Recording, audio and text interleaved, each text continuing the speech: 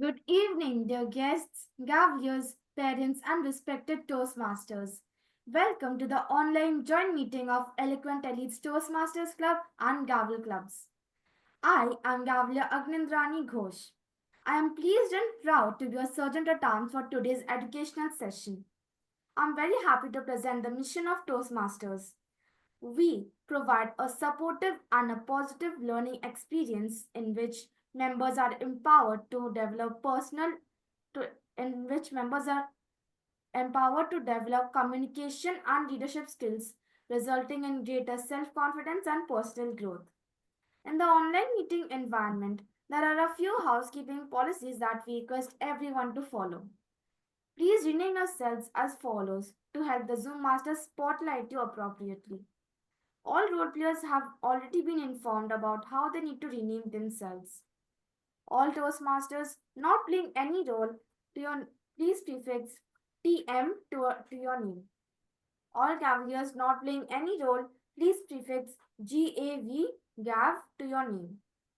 All other guests, please prefix your name with guest. Please take 10 seconds for this activity.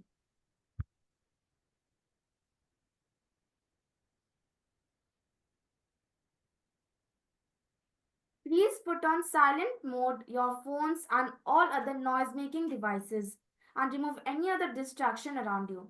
Please take 5 seconds to do so.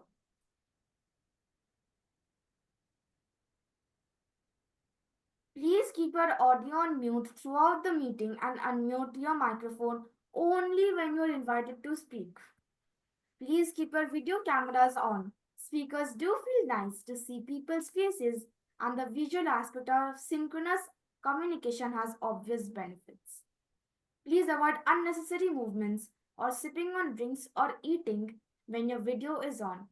Please turn off the video in case you need to do so or when you have to step away. Please do not type in the general Zoom chat box when a speaker is speaking as it distracts the speaker. You may type messages to specific persons via Zoom chat.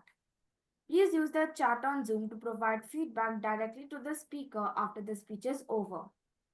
Do not click on share screen unless your speech or role requires you to do so.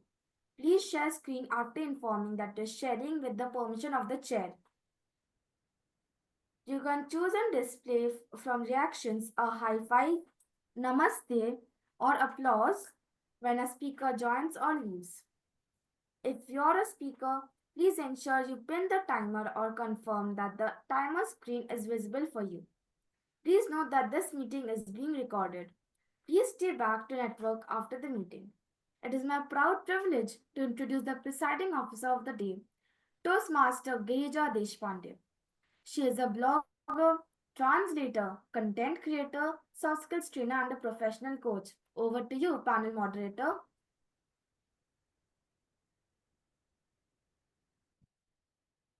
Okay. Now, am I on? Yes. I'm the presiding officer today. I'm indeed very happy that this event is happening today, the panel discussion. Usually, when we think of an education session, we think of a lecture or a presentation. But we thought, why not we make all the resources that are available present for our children so that they can learn from the best resources that are available in Toastmasters, especially when they're so kind to offer their services for us. Before I commence with the meeting, let's pass the agenda. I request somebody, are there any corrections in the agenda? Are there any corrections to the agenda? I would like somebody to unmute and let me know. As far as I know, there are no corrections. There are no corrections. Thank you. I would like someone to propose that the agenda be adopted and somebody else to second the adoption of the agenda. I, Gavelier Singh from Eloquent Elites Gavel Club, propose the meeting to be ordered. Thank you. Propose the adoption of the agenda. Excellent. Who else now? Someone has to second it. I, Ramanika Mathur from Eloquent Elites Gavel Club, second the motion to pass the agenda. Thank you. Thank you so much. Toastmasters is given a great tool that is called as table topics. Why is it so great? Speaking spontaneously, impromptu, when we do not know what we are expected to talk about, is a skill in itself. Situations always don't happen with notice. But to be able to recapture an event, an occurrence, a tragedy, a comedy, a fun moment, a crisis moment, to give alarm to people, to warn people, to express your differences in meetings, to express your agreement for something, to congratulate someone, to wish someone best success. During marriage, condolences, promotions, everywhere we are expected to speak impromptu. And people say the same things again and again because we are not used to speaking impromptu. The skill of able to capture ideas concisely and at the same time effectively comes with regular practice. So this tool has been provided to us by Toastmasters, and it's called table topics for a reason, because it is only when people sit around either to have a cup of coffee or dinner or in a meeting for discussion over negotiation table, that is when breakthrough decisions are being made. People express their true opinions and we are able to arrive at something which is useful for the benefit of the larger good, for larger good. For this reason, table topics, ability to speak during table topics is a great skill that we all need to learn, and Toastmasters has provided this lot in our meetings. But all of us do not know how to use those 2 minutes effectively. And that is why today we have 3 great panelists, and I hand over the podium to our panel coordinator, Gavelier Prisha. Gavelier Prisha Chugh is an Oberoi international student, and she was the runner-up recently in Group J contest for table topics. She volunteered to take up the role when I requested her, knowing that she's occupied in so many activities. She's a good dancer. She loves to take care of pets and very helpful to people. So over to you, Prisha, to be the coordinator of the day. All over to you. Thank you. Thank you, Presiding Officer Toastmaster Ms. Girija. Good evening, guests, Gaveliers, and esteemed Toastmasters. I am extremely proud and happy to be the moderator for this panel discussion on Ace the Table Topics contest. Participating in the table topics gives us many skills and opportunity to practice thinking on our feet, organizing our thoughts quickly, and adapting to unexpected situations and unknown audiences. It trains us to analyze a situation, identify key points, and deliver a coherent message even without prior preparation. For speaking impromptu, Gavel clubs and Toastmasters clubs organize this session. Today, we have 3 stalwarts discussing how to ace the table topics contest, and I am happy to introduce them. First up, we have panelist distinguished Toastmaster Ramkumar Nachupally. He is an oil and gas management professional, the VP Education of Kuwait Advanced Toastmasters Club. He is the past president and vice president of membership of the American Society of Safety Professionals Kuwait Toastmasters Club. He is the club coach to Manka Communicators Toastmasters, past Best Division Director 2022. He is the first in District 20 Toastmasters International to complete all 11 pathway paths. He earned second place winner position at the KAT Storytelling Contest 2024. He was declared the best pathways guide in the District Toastmasters Annual Conference in 2018. He achieved several Triple Crowns and 2 Distinguished Toastmaster Awards. He was appointed as Realignment Committee Chair for Kuwait, Lebanon, Egypt, Iraq, and Bahrain Toastmasters Club District 20. His credentials and accomplishments stretch a mile, and I am indeed astounded and inspired by him. Next, we have panelist Lancy DSouza. He served 20 years as airport manager with Emirates Airline. He has over 20 years of membership with Toastmasters International. He has mentored several Toastmasters clubs, conducted speechcraft workshops, and initiated youth leadership programs. He has been master of ceremonies in countless events, a motivational speaker, and a social service volunteer. His motto is simple: don't trust your fears, they don't know your strengths. And he is a grow more coach. These days, when horizontal growth is uncontrollable and vertical growth is unattainable, I'm sure people flock to him. Next, we have our last panelist Sudarshan Seshadri.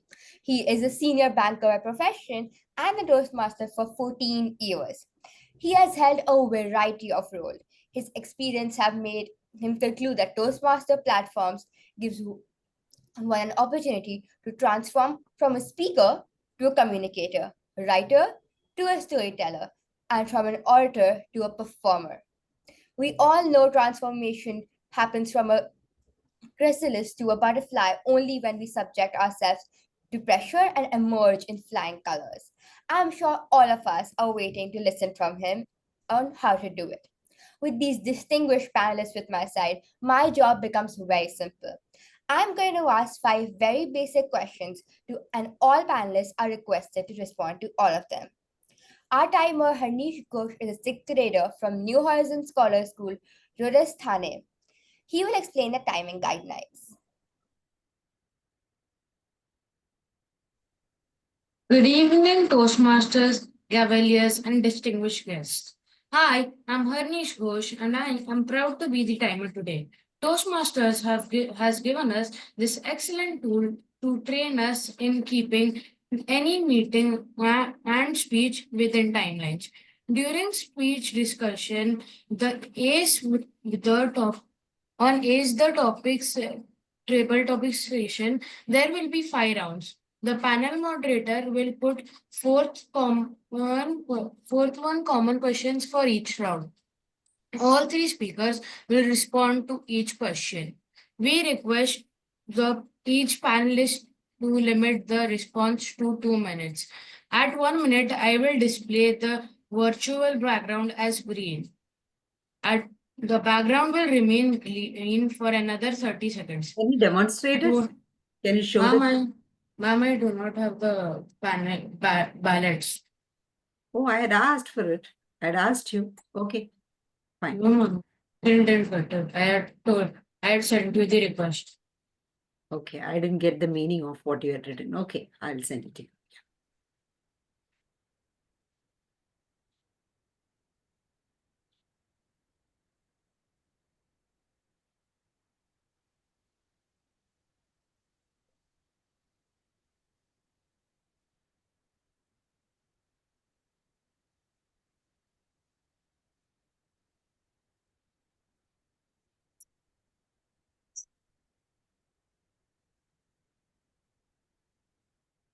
You continue. You continue with your script and I will share it with you. Yeah.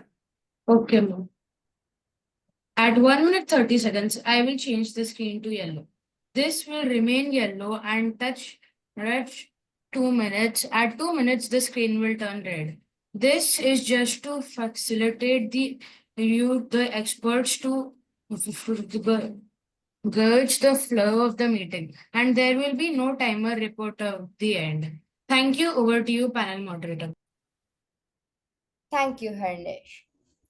Now, before I start with the topics of discussion, I request the audience to send all their questions via Zoom chat to Toastmaster Girija Deshpande. The panel discussion starts. First up, I would like Toastmaster Ramkumar. This round starts with you and the others follow. Can you share some impactful opening techniques?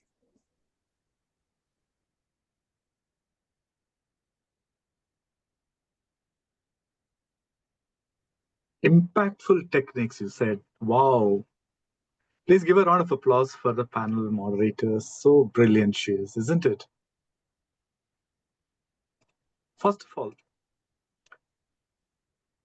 if you want to open any table topic, if you are good at humor, make sure it should touch, connect the audience. Don't look into perfection. Grab, absorb whatever is around going in the world, in your day-to-day life. Okay. Think faster and talk smarter. How you speak doesn't matter. What you speak with confidence and successfully when you're put on the spot. Honing your communication skills, speaking on the spot, requires to focus with two things. One, mindset, and message what you want to convey. So focus on connecting to your audience, not on you or perfection. To strive for connection, not for perfection. This is the beautiful technique. If you are good at humor, use the humor. Paint the picture. For example, imagine standing at the edge on a cliff. Wind in your hair, heart pounding. Tup, tup, tup, tup. See, you're painting the picture and you're connecting to the audience. Humor is the art of laughter, you know. When I heard today's topic, I briefly considered hiding under the table. Oh, people start laughing, you know. Immediate, instantly connecting to the audience is important. Personal story. We all have personal stories in our life. Last week, I got lost in my own neighborhood. Here is what I learned. Sorry, I did not lose. My puppy lost. You see, people connect. So connecting is very important. If you have a rhetorical question, you can ask provoking questions. You know, have you ever made a decision that changed your life in 5 seconds? People ponder 5 seconds, what it could be. So start boldly with a statement. I believe naps should be mandatory at work. Wow, while working, you can take actually the naps. See, that is how you engage and connect to the audience. These are some of the tips. I think the time is a factor here.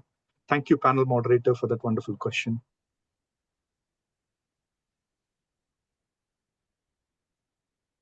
Thank you, Toastmasters. Prisha, yes, thank you. Thank you, Toastmasters. That was some really great tips. Next, could panelist Lancy DSouza continue the question if you have any inputs to it? Thank you. On cue to what DTM Ramkumar said, because he laid down the foundation and there was a lot of validity in that. Yeah. So I'll get into the examples of how interesting openings are. First and foremost is it's got to be really catchy. And of course, it's got to be something that zaps people in there. Very often, and even in my case, after having been in Toastmasters for over 20 years, getting onto that particular spot, and I'm under the limelight, I do have butterflies. The trick, of course, is to channelize those butterflies into a formation which helps you with the adrenaline. So I'm stumped. For example, someone says, all right, okay, a reference to cricket. Now I'm on stage. Cricket is definitely not my cup of tea because I've got a whole lot of other things that keeps me preoccupied, necessarily. I'm going to tackle cricket. I may not know a darn thing from Adam and Eve of what that particular person wants from me. But I would get into a central point, and that is the trick in the room. What's the central point? It is sport. Cricket, football, any subject that you do not know, you generalize it in the part of sport. And then you take up a sub-point. Now, in my case, I would go across, say, running or jogging. And I would say, all right, thank you so much, Table Topic Master, for having asked me this question. Let me tell you right at the very beginning, cricket is not my cup of tea. But I love jogging. And I would then talk about jogging and end it out in conclusion and said, no matter what you do, ladies and gentlemen in the room, but when it comes down to the basics, it is sport. And sport is one of the greatest equalizers on the planet. So that's how you do it in there. If you're stalled, for something that you're really not aware of and someone asks you a question. You start off with, oh, thank you very much, Table Topic Master. Very good question indeed. Oh, this reminds me of, now I'm buying time. But that also really helps. And people know that you're buying time, but you still carry on with it and then you get it out there. If somebody says something about children, use humor, like what DTM Ramkumar said, ladies and gentlemen, bringing up children is the easiest thing in the world, provided they're not yours. And that is an anticlimax. Over to you. Next. Go ahead, moderator. Thank you. That was really great. A panelist, Toastmaster Sudarshan, would you like to add more? Really difficult task to add after what DTM Lancy and DTM Ram have already spoken. They have touched upon most of the items. The one thing that I would tell everyone is, in table topics, being right is optional, but being clear is mandatory. So whether, like DTM Lancy pointed out, you don't know a darn thing about the topic, yet there is an inherent benefit in table topics, which is, for example, let's say the topic in front of you is things in the rear view mirror are far closer than what you imagine them to be. Now, this is a lay.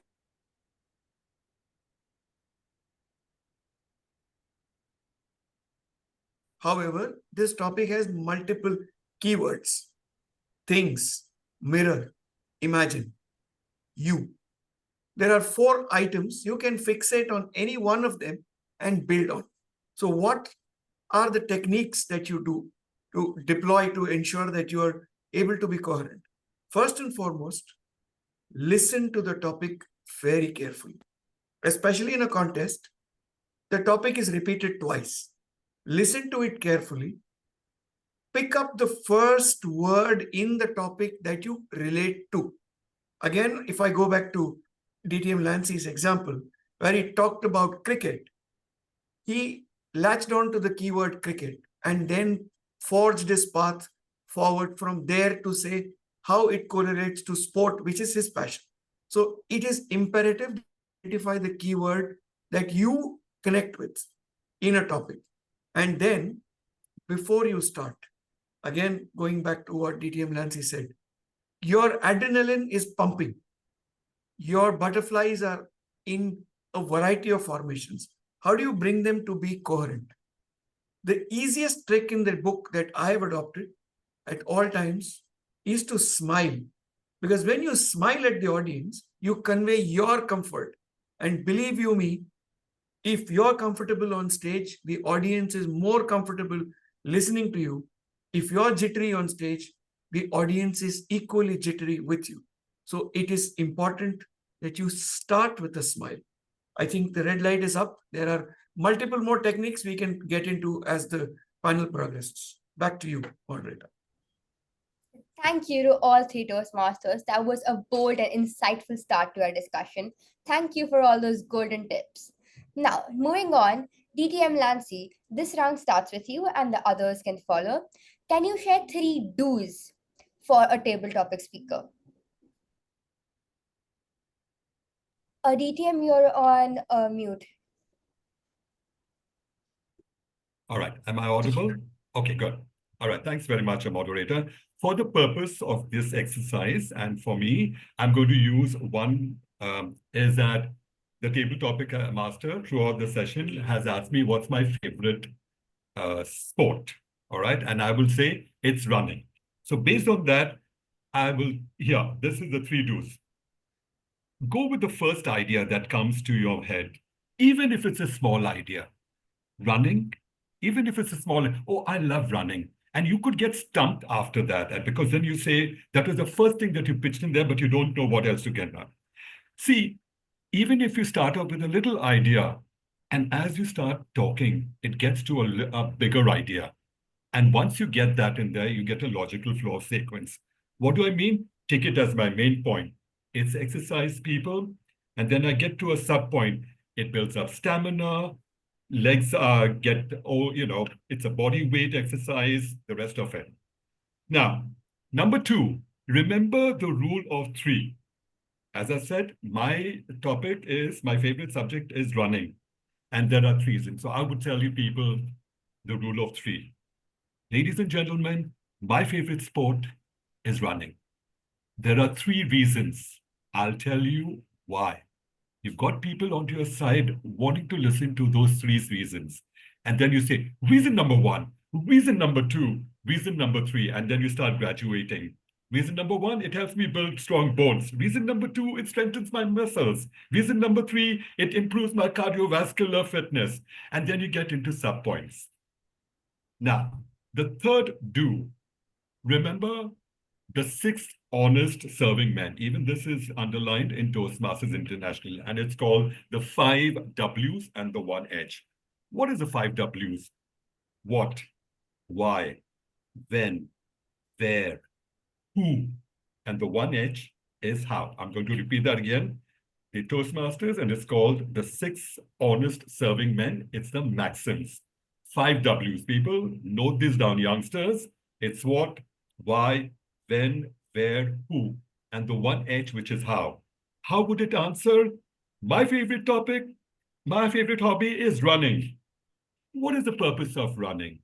Why is it important? When do we carry out this exercise? Where do we carry out this exercise? Who helps me out in this exercise? And how is this exercise accomplished? And when you have your maxims answered by yourself, people see the conviction in you, because now they realize that there's a lot of credibility, the reason why you chose your hobby, running. In conclusion, use the 6 honest working men and you're bound to succeed. Over to you, moderator. Thank you for those really powerful tips. Panelist Sudarshan or panelist Ram, one of you could start next. Sure, let me take this one. The question that you posed to us is, what are the do's of being successful at table topics? As DTM Lancy once again said, your first thought is your closest ally. That is the thought that you really think. Therefore, do not question that thought. That is the first do. The second do, every speech is built on 3 stands or 3 legs. It's either a speech to educate,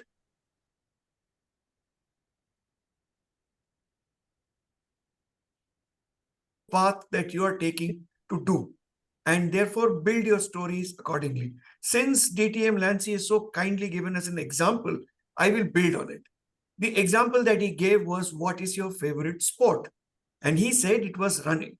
Now I can take this and convert it into a structured speech, which talks about either the virtues of running, which is a cardiovascular fitness and the general good health that you accrue because of running, or I could take it into a completely entertaining zone where I talk about, I get to see the beauties of not the nature, not the birds of with 2 wings, but birds with 2 legs. If you don't understand, youngsters, you'll have to wait to grow up a little.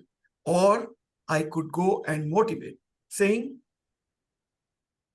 to put my left leg in front of my right leg was a challenge. Today, after 5 years, it still remains a challenge. But have I given up? No. I have in fact bought just a new pair of sneakers because the old one got worn out. And fellow Toastmasters, that is the reason why I tell you 5 a.m. in the morning is a magical time. When the rubber meets the metal, at that time of the day, you become a new person altogether. That way, if you structure your speech like any other speech, you will have a strong opening, which is what is your favorite sport. The body, which is how do you do it? And the conclusion, what do you want all of us to do with it? So these are the do's of a good table topic speaker. Always go with the conviction that your first thought is the right thought and build on it from the perspective of, do you want to educate? Do you want to entertain?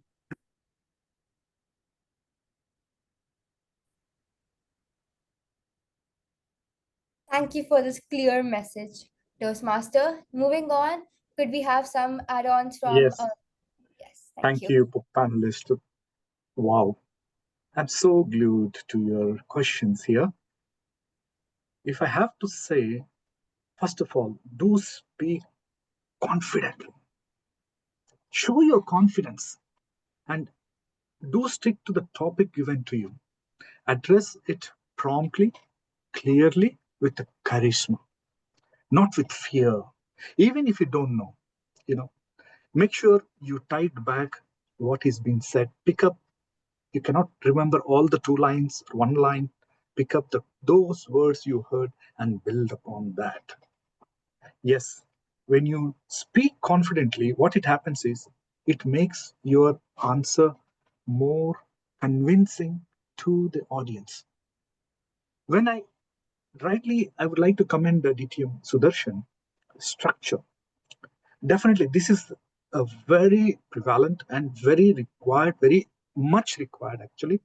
Do structure your response. How you are going to say what you want to say. It's not big thing. Oh, structure in the impromptu speech. No, nothing. Structure it. Perhaps you can say past, present, and future. Before we had a board in our classrooms with a chalk piece. Now we have laptops, correct? You can mention about that, something, stick to that. Or you can use one simple PR prep. We say point, reason, example, and point to reinstate what you have said to make it more convincing.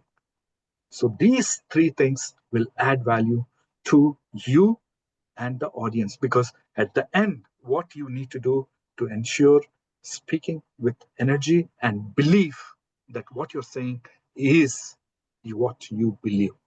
Thank you. Thank you, Toastmasters. I'm definitely going to use these later on. Next question, we start with DTM Sudarshan. Please identify 3 do nots, which should be kept in mind while speaking table topics. I will give you not 3, but 1 do not, because that I think covers all the do nots. The first and only thing in a table topic which you should be mindful of is to not question the topic. For example, again, DTM Lancy has made it very easy for me. He took an example of a topic that he just doesn't relate that happen. For example, if somebody poses a topic saying being vegetarian is the only way to be, if that is a topic which comes my way, and me being a staunch meat eater, I have no business questioning the topic. Accept the topic for what it is and build on it from a perspective of you talking about the topic. That is the only do not. Do not challenge the topic. You have an option to say that I agree or I don't agree. However, it should not come across as confrontation. So that is a key do not. The others, which are minor, which apply to any form of speech, not necessarily to table topics, is on the stage, you are a performer. And just before this meeting started, Toastmaster Girija was mentioning things called micro movements. I think his Sorry? voice, your voice was getting stuck. Sorry. Yeah. So these micro movements, as she talked about, are things that people fixate onto. I have seen a lot of experienced Toastmasters come and fidget with their ties, or their hands go involuntarily into their pockets or something like that. That is a do not for any form of speaking, not just table topics. And that is something one needs to reinforce, because in 2 minutes, it is the black dots on the white canvas which remain in memory and not necessarily the breadth of the canvas. Therefore, try and avoid as many frivolous movements or gestures. Of course, you don't have time to use frivolous words at all, because you all of 2 minutes is what you have. Therefore, try and avoid all of that. And all this boils down back to sticking to your first thought and going forth with that. That is great advice. Could panelist, Lancy DSouza continue on it? Thank you, sir.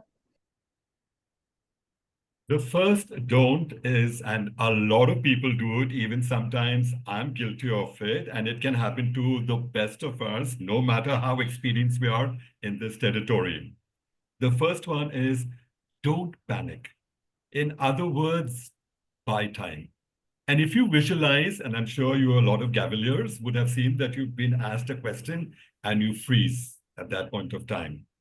But that's not a major problem. Buy time. For example, the table topic master says, what's your favorite sport? Now, because you've panicked, you've said, my favorite sport is swimming.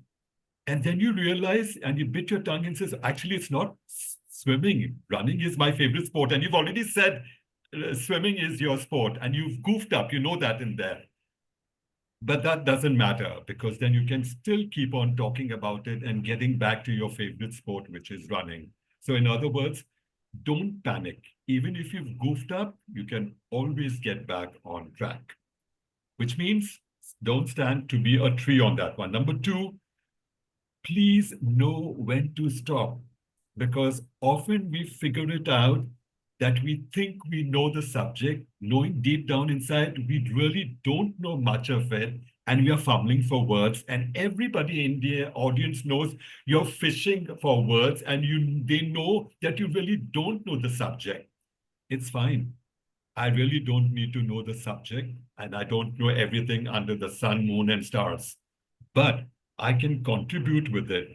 So what the purpose of this is know when to stop. And when you think you're rambling through unnecessary stuff, have the courage to say, I guess it's my time to get us. So it's so much smarter to come as a formidable speaker and accept that you're not aware of it, you're making the most of it, than trying to be the obvious lie, which is in them. And the third one is don't rush, because you could lose the conclusion. And what people really matter when it comes to a meaningful dialogue in the room is the conclusion. It's got to be really, really strong. And what's the takeaway?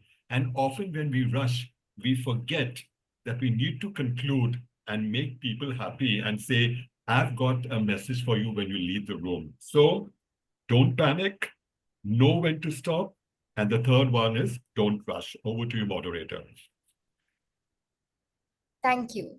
Sometimes what not to do is just as important as what to do. Panelists, table topics, sorry. Toastmaster Ram, would you like to continue? Thank you. I was just waiting. What I want you to not to focus too much on hesitating too much to come forward and taking the topics. Often you tumble. Even the best speaker like me, I was never winning the topic because I was hesitant to take the topic. So two things very important. Don't hesitate too much. Okay.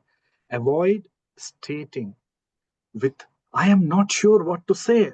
I don't want to go. We all know that, right? You're taking a challenge of impromptu speaking. Okay. Don't speak faster. Think fast. I mean, think faster and talk smarter, but don't respond faster. Slow down. Think on your feet. Whenever the topic is given, you have advantage, privilege. Ask whoever is conducting the tabletop, can I take 5 seconds, 10 seconds? Take time. Then you respond with the topic, whatever it comes to mind. And don't go off the topic completely. When you are said, where there is a will, there is a way. Prisha, where there is a will, there is a way. Now I am talking about, yesterday I had a breakfast and today I don't know what I'm going to talk. And today my mother, what is going to tell. See, what is happening? Actually, you're derailing, right? Where there is a will, there is a way, the topic. So what I meant to say is, you will confuse yourself and definitely you're going to confuse the audience. The final thing, don't ramble without a point. Make sure your answer is very clear to the message and take away message. Don't just talk to fill the time. Enjoy each and every second like I am enjoying talking to you. How you are going to do that? Respond better with the slow. Collect your thoughts at the back of your mind. focus on connecting to your audience. Ace, face, and pace. This is the beautiful tip. Ace, face, and pace. Never forget that. Thank you. Over to you. Thank you. Sometimes these things are just so in front of us, but we keep forgetting. So right now, reinforcing them is great. Last for the fourth question, DTM Ramkumar, your turn to be first again. Can you share with us some tips to make some memorable closings? Well, one of the interesting closing, what I say is it depends on the situation, circumstances, and the conditions and the topic given to you. When I look around the world, give me one topic, Piyush. Prisha, give me any topic. Let me be very realistic. Yeah. If you could, okay, realistic. Where do you imagine yourself in the next 5 years? Now, how would I conclude this one? I will say, hypothetically speaking, I cannot be the Bill Gates. Can I? No, I'm 51 already. But I can plan well, live well, and leave a legacy behind. Do you agree with me? That at least I can give. What I learn, I can share. Knowledge is something, when you transform knowledge, you will build not just your knowledge, but the community on a whole. At the same time, you can also conclude saying, you are unique. If not you, who else can? What do you think, Topic Master? Isn't it beautiful? That is how we need to conclude. Thank you. Thank you. That was really impactful. Panelist DTM Sudarshan, would you like to go next? Sure. So how many of you here have ever walked into a room and there is nothing that tells you that there is some fragrance, but that room has a lingering fragrance of something that you like? I'm sure all of us can relate to it, because when you spray your deodorant or your perfume in the morning, the smell lingers in your household at least for half an hour to 45 minutes after you're left. And exactly the same way, the closing of your speech is the most abiding memory that you're leaving with your audience, with the judges, and even with yourself. Therefore, your closing is extremely crucial.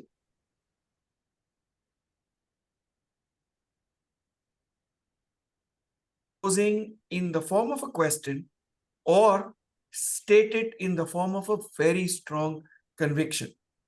Again, if I take the same example that we've been repeating through this session, the example that DTM Lancy took, where he talked about running being that sport which he likes. If I were to conclude that kind of a table topic, I would conclude by saying that they say it is not the miles that the car travels which is important. It is, in fact, the way the miles are traveled. Exactly the same way, I may run for half a kilometer, or 42 kilometers, but run I will, run I shall, and run I must. If I conclude that way, I communicate my and that sort of lingers on even after the topic is done. Or I can ask if at the age of 76, she could start running the marathon and ran till she dropped dead literally. What stops you, fellow Toastmasters? Go out there, put on your shoes, and let's see those running feet.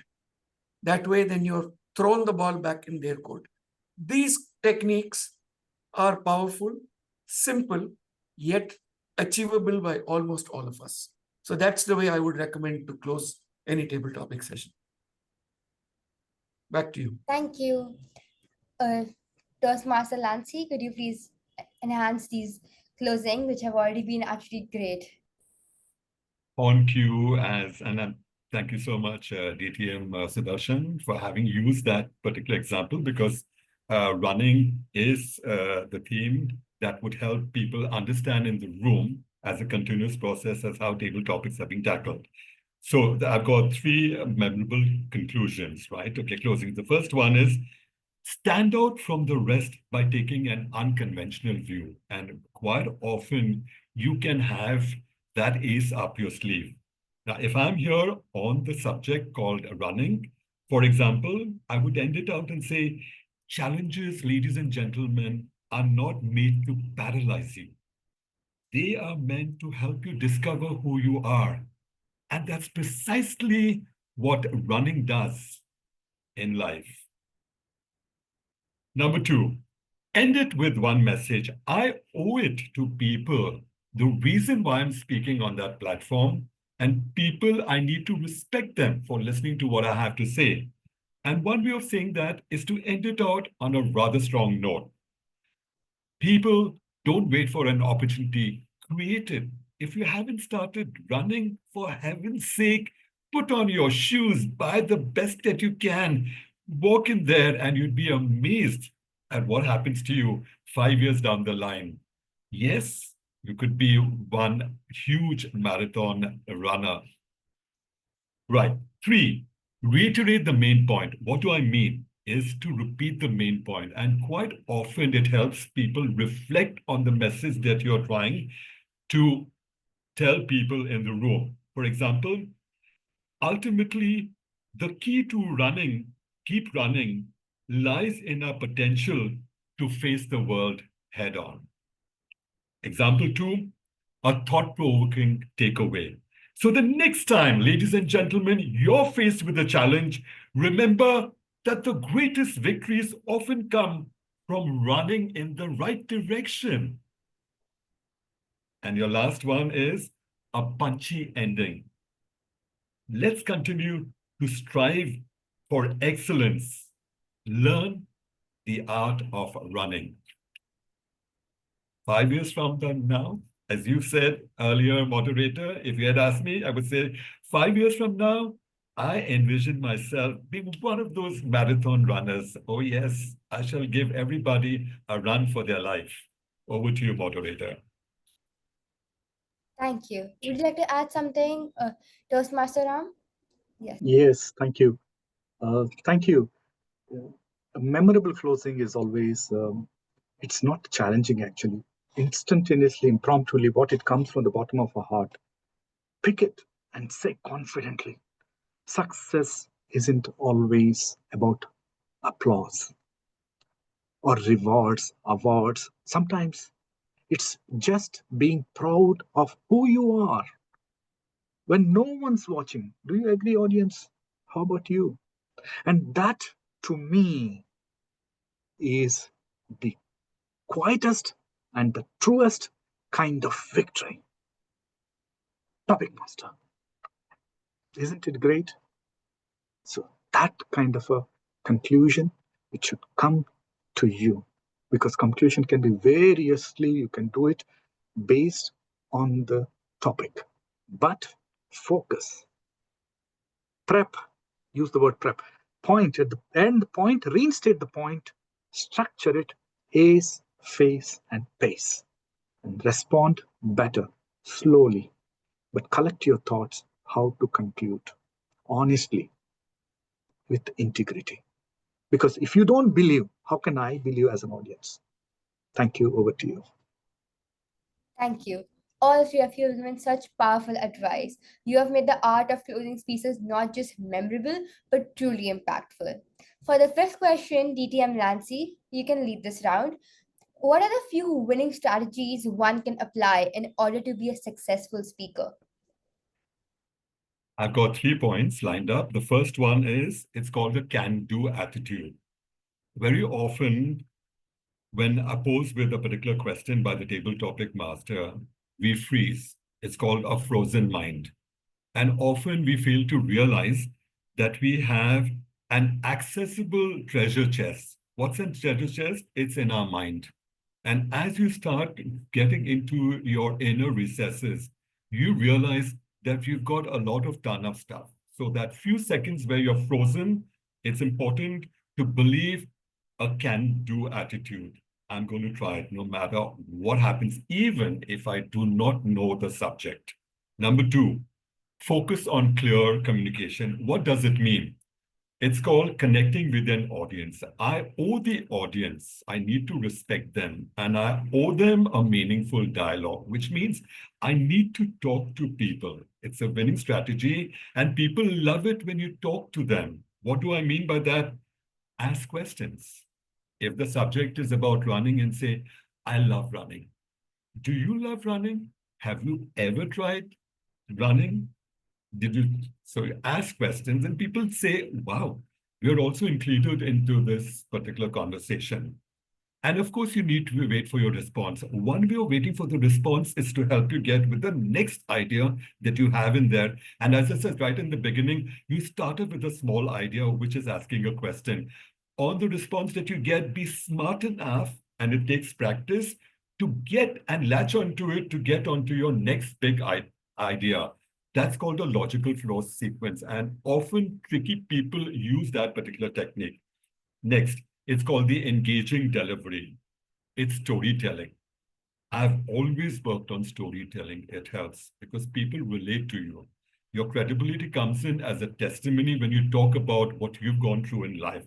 And storytelling has got enough material: purpose, people, place, plot, 4. And these 4 P's give you ample conversational style to talk to people. It gives you voice modulation, helps you with your hand gestures. And most importantly, it's a 57%.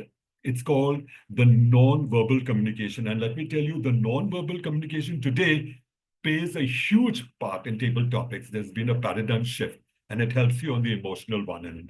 And the last one is a conversational style. What do you mean conversational style? I'm not a guru. I don't have to start coming in there and preaching through my table topics. I need to be practical, precise, concise, and talk about storytelling, what happened in my life. Concentrate on yourself, ladies and gentlemen, and you're bound to succeed. Over to you, moderator. Thank you. That was a really good strategy. Toastmaster Ram, would you like to continue? Definitely, I would love to. Most of the things we already discussed. I want to reiterate that leveraging and structuring is very important. It will help you freeing yourself by focusing on it.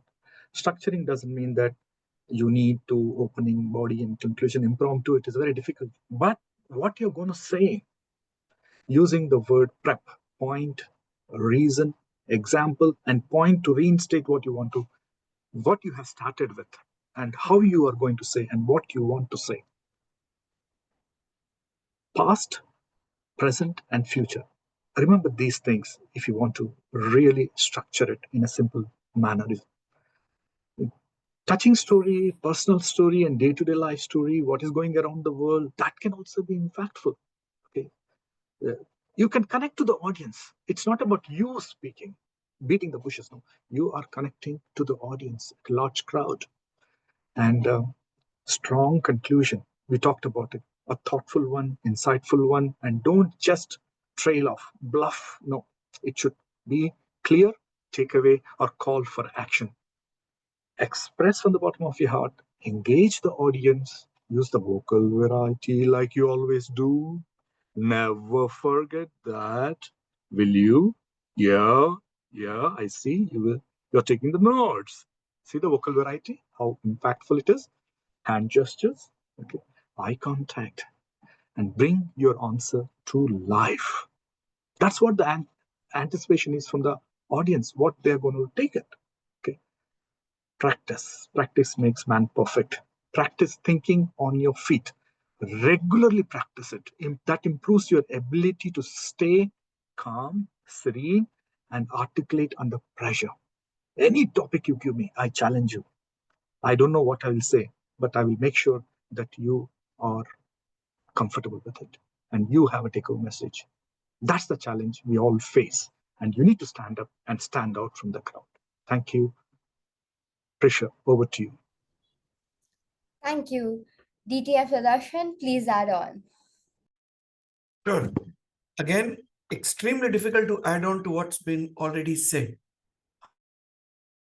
Like to state is that table topics is an opportunity to prepare for life itself. Just before the meeting started, Toastmaster Girija again did mention some things about why we do table topics.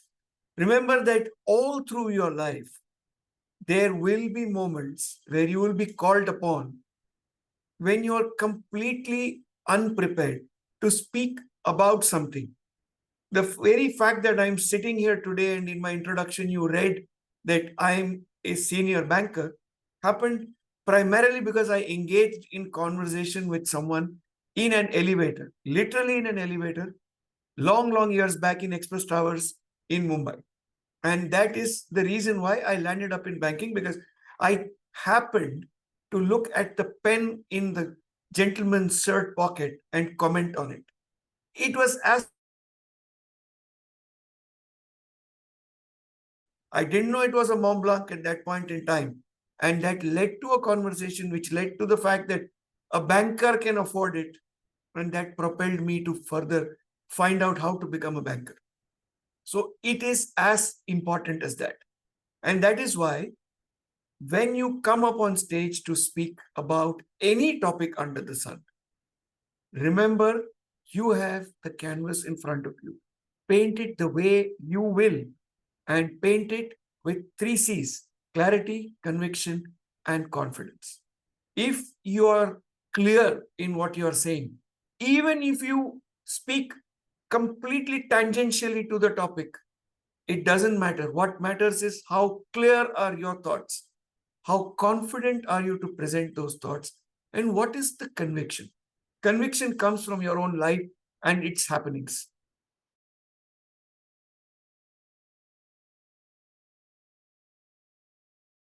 Reaffirmation that what you're saying is making sense to you. And clarity, of course, is the speed at which you speak. If you rush like the Vande Bharat, which leaves Mumbai VT station and reaches Pune within 20 minutes, nothing is going to work. You have to speak at a pace at which you are able to clearly hear your words. Remember, the first audience of any speech is yourself. If you come off the stage feeling satisfied, 98% of the battle is won. So that is the primary ingredient of success. So remember to speak with the 3 C's and speak for your satisfaction to start with. The rest will follow by itself. Back to you, Prisha. Thank you to all 3 of the panelists. Now I open the floor to Q&A, but I haven't received any questions. So audience, if you have any questions right now, please unmute and shoot, or you can raise your hand, whichever you like.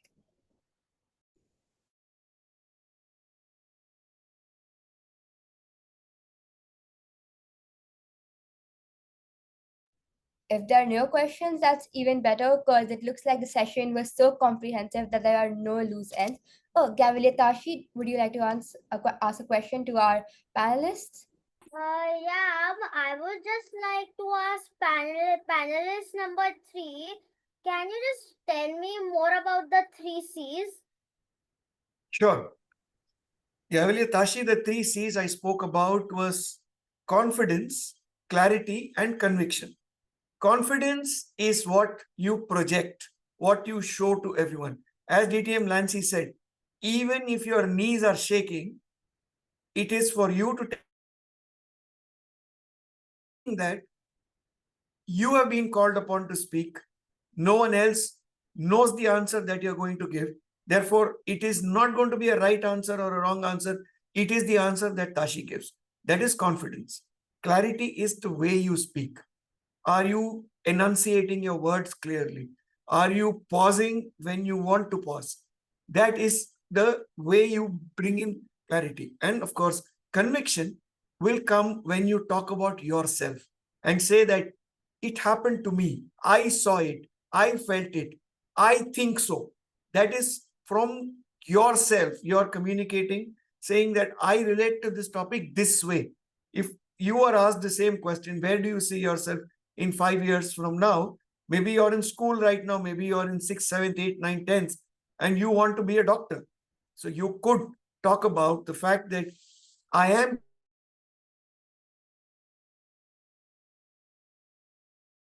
achieve my goal by becoming the best oncologist that ever existed.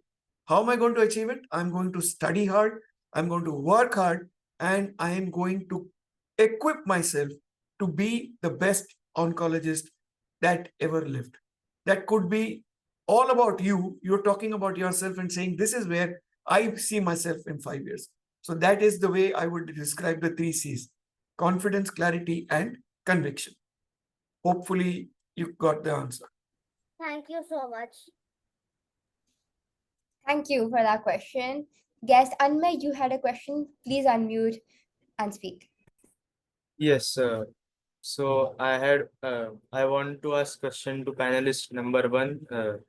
So my question is that you emphasized on speaking more structurally, and I have been participating in extemporary competition in my school. So the system is as follows: that we are given the topic 4 minutes before we are supposed to speak, and it is actually very difficult to structure our speech in those 4 minutes also. So as also panelist two, Lancy mentioned that why, what, when, where, how. So it is really tough to do that. So can you suggest some techniques so we can do it faster? Wow. Whenever there is nothing called you don't know the topic. Actually, we know what the topic exactly we don't know, but we all can prepare something in advance. The tip is, do you have the theme for the meeting or the contest or the seminar, whatever the event is going to be? You can often use the theme of the topic to suggest a framework for your speech, the style you deliver, or a direction to take it on that topic. When your question arises, what happens? You can fit your answers or tailor your answers into the framework you have already thought of. When you say structure, that's what I'm saying. People actually difficult, I said.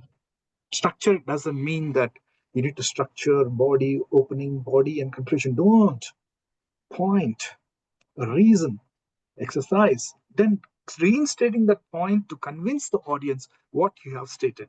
So that's why we say, don't speed up, slow down, but think faster and talk smarter. How you're going to say and what you're going to say, that is what is important. Identify the problem. When you identify the problem, you have to have the solutions, right? And then the benefits out of it. People are smoking and spraying the cigarette butts on the road. Is it a problem or not? Yes. Then what's the solution? Solution is awareness. How it is harming. How many fires can happen if it is straight leaves or dried leaves or vegetation? It can catch fire. The fire can spread. Correct. So the benefit is healthy, litter-free society, clean, green environment. Isn't it beautiful? Yeah. So that's what we want to talk about, structuring, leveraging structure, incredibly helpful to freeing yourself because you have clear mindset, clear thoughts, and reframing is always beautiful. Responding better with slow pace. Collect your thoughts, pause, give yourself some space, knowing what is needed, and overcome those challenges with practice. Practice. That's the only thing. Thank you. I hope I answered your question. Thank you. Yes, sir. Thank you. Gavelier, would you like to ask your question now?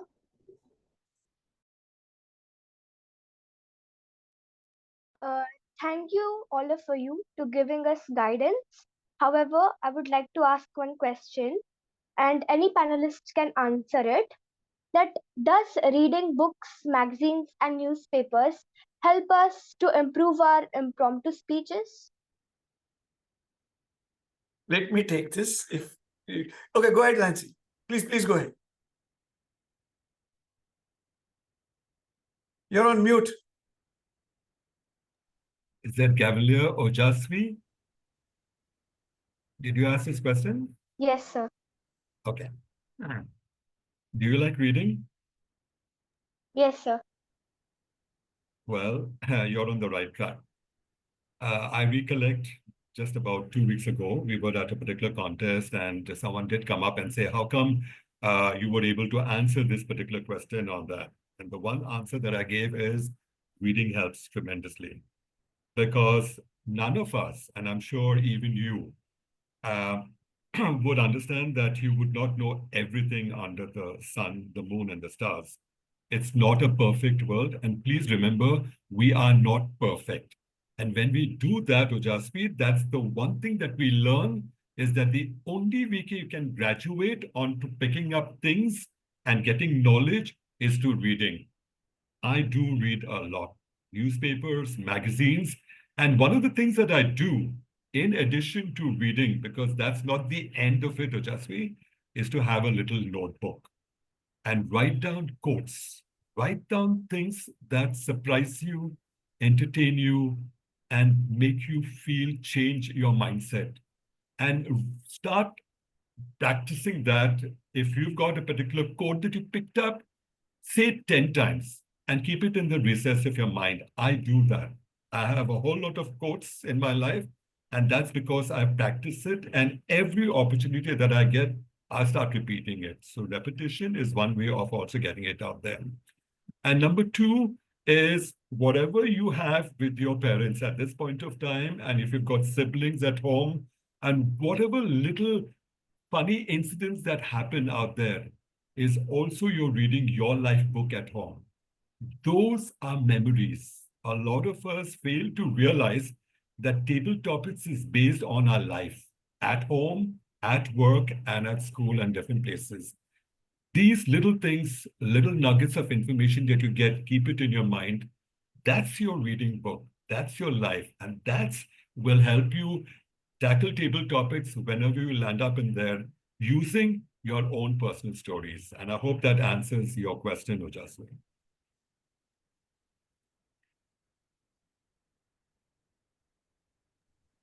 Gavelier I was hoping. Can you go ahead with your question?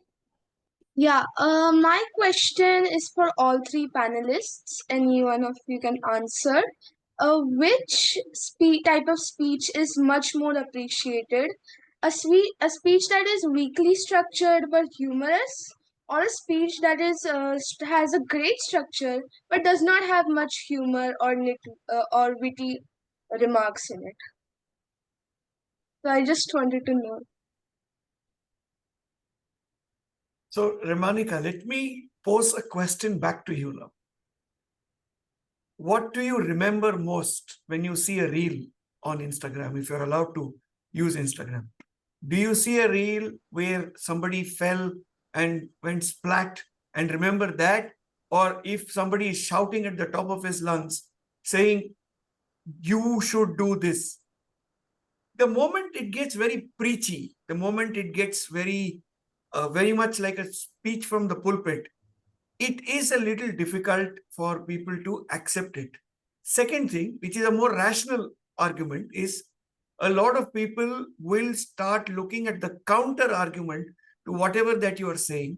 If you are coming across as someone who's telling me what to do as opposed to sharing with me, and sharing humorously connects a lot deeper than when it is in the form of an advice.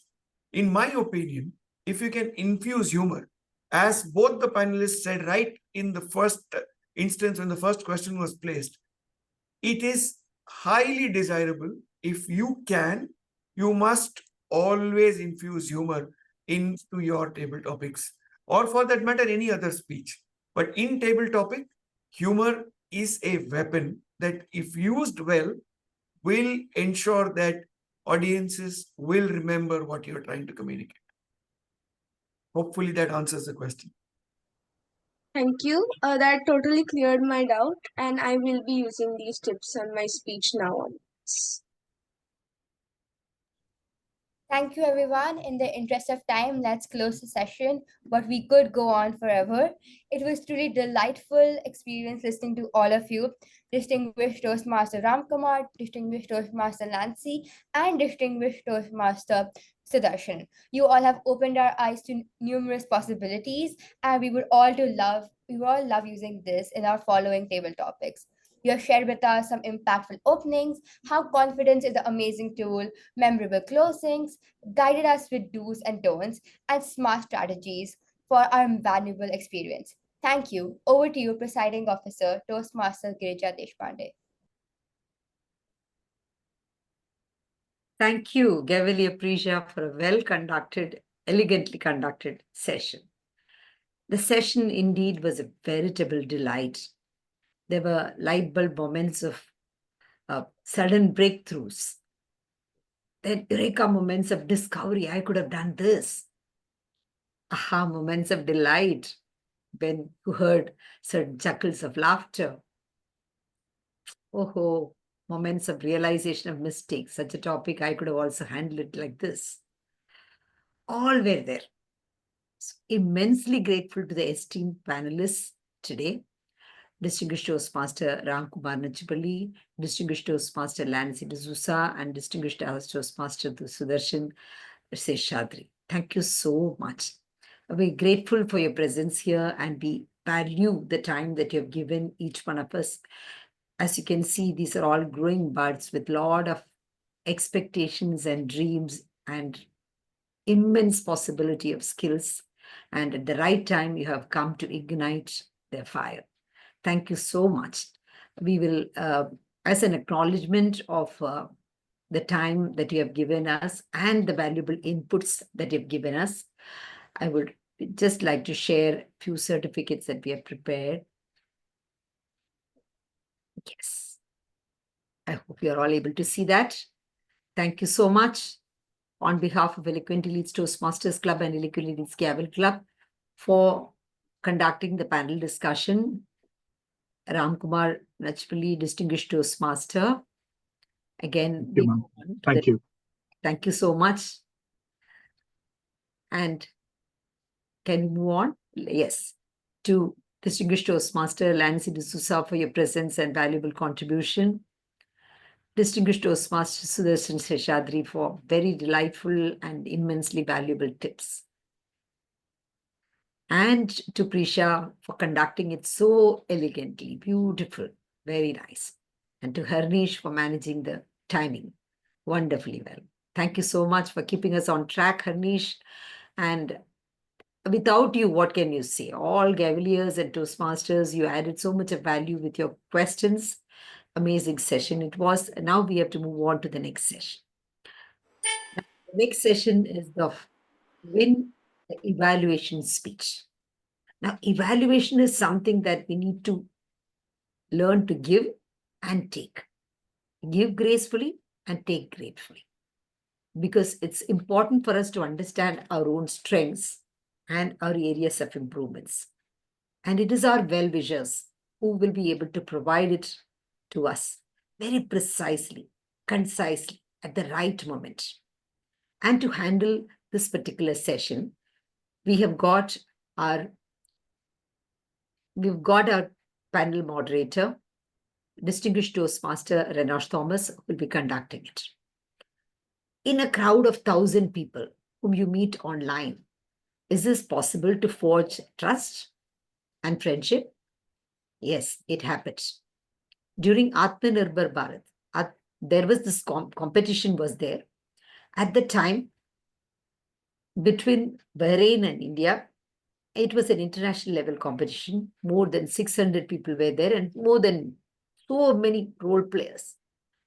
And in that crowd and mess and online world, we found each other. And after that started almost 40 meetings. We completed 40 meetings together. You can see we have completed this, the 81st meeting of our Eloquent Elites Toastmasters Club and the 41st meeting of the Gavel Club, and 40 meetings we have done with St. Paul's Toastmasters Club, of which the founder and the president was distinguished Toastmaster Renosh Thomas. He's also the founder of St. Paul's Gavel Club. He loves to deal with children and create innovative programs for them. And I'm so very happy that he is here today to conduct the evaluation session. Over to you to introduce the panelists and take the session on. Thank you, Renosh, for always being there with me. Thank you. Thank you, President Toastmaster Girija Deshpande. Greetings to Toastmasters, Gaveliers, and all the guests present here today. We just witnessed a wonderful panel discussion on table topics, and now we're getting into another yet interesting session, which is the evaluation speech contest. And how do you win it? Well, before I get into that, a brief idea about what evaluation is. And I'm sure the importance of evaluation, all of you know, is quite multifaceted and crucial in various contexts.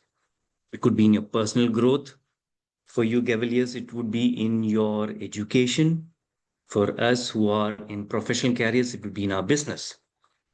It sometimes helps in self-development by understanding the areas that you need to focus on. To some, it would be a moment of self-reflection.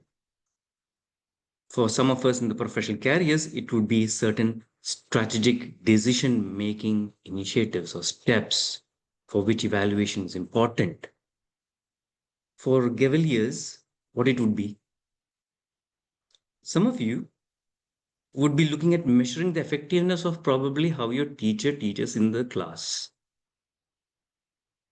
Some smiles coming out there. Students, evaluate your teachers. That teacher was really doing well, how the class went, how she had taken the class.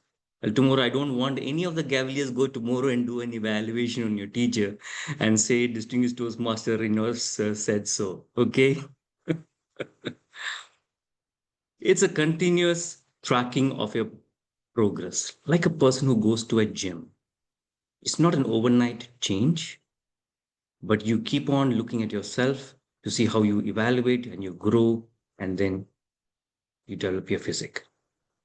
So an evaluation speech contest is a public speaking competition where the participants listen to a prepared test speech of 5 to 7 minutes, and then you deliver a 2 to 3 minutes evaluation of that speech.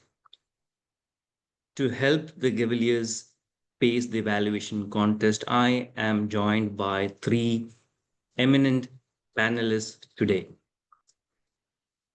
And let me take this moment to introduce each one of them. He is a dual member of Thane and Godbandar Toastmasters Club,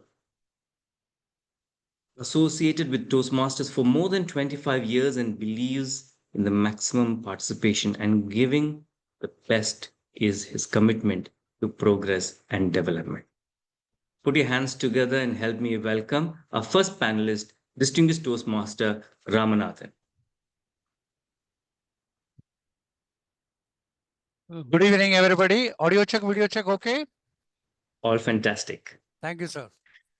Thank you. Our next panelist attributes her success as a coaching leader, Amazon best-selling author, 6 books, and a professional speaker. She attributes this to the wonderful support he had obtained over the past 11 years from Toastmasters. She was awarded top 100 coaching leader by Times Ascent. She is a multi-award winning author, winner of Area Director, and former Chief Judge of District 120. She has been the president of clubs in UK and in India, both corporate as well as community clubs. Ladies and gentlemen, all present here, put your hands together to help me welcome our second panelist, distinguished Toastmaster Manju Manohar. Thank you so much, Mr. Renosh. And I also wish to say hi to Girija ma'am. Fantastic session and loving the energy the vibes, the questions, earlier. Really glad to be part of this panel. I greet my fellow panelists and also the previous panel's eminent members as well. I mean, a couple of them whom I already knew as well. It was a joy to listen to all of you. Thank you. Welcome, distinguished Toastmaster Manju, for this session. Our third panelist is an IT consultant from a place where I am currently right now speaking to each one of you from Dubai in the United Arab Emirates. He has been an IT consultant in Dubai for 13 years, a Toastmaster for 10 years.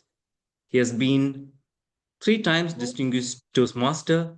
He is a district winner 6 times, world champion semi-finalist in the year 2024. And his hobbies, obviously, the first one that I saw was quite obvious. Like we say, we like painting or we like drawing, and people, especially for the Gaveliers, you might be doing Googling. His is nothing but very obvious. Toastmastering is one of his hobbies. Apart from which, he loves movies, rock music, and I'm sure the last one actually touched me in a different way, torturing people with his cooking. And I'm sure it's in a good way. Ladies and gentlemen, and all the Gaveliers present here, put your hands together to help me welcome our third panelist, distinguished Toastmaster Hashim Haleem. Welcome. Thank you, DTM Renosh. Good evening, everyone. Happy to be here with you, and let's talk a bit more about the most boring thing in Toastmasters evaluation, but we'll try and make it fun. Yeah. Thank you, Going to DTM be Renosh. fun. Thank you so much, distinguished Toastmaster Hashim. It's going to be absolutely fun time. All right. Before I get into the questions, let me first call our timer, Gavelier Harnish Ghosh, to demonstrate the timing criteria, which is basically for us in the panelists. So over to you, timer Gavelier Harnish. Good evening, guests, Gaveliers, and Toastmasters. During the panel discussion on Win the Evaluation Speech Contest, there are 5 rounds. Every 5 rounds, there are 5 questions. The panel moderator will present one unique question for each panelist. That is, the 3 speakers will get 5 separate questions. Once all panelists complete the first round, the second will begin, and so on. We request each panelist to limit the response to 2 minutes.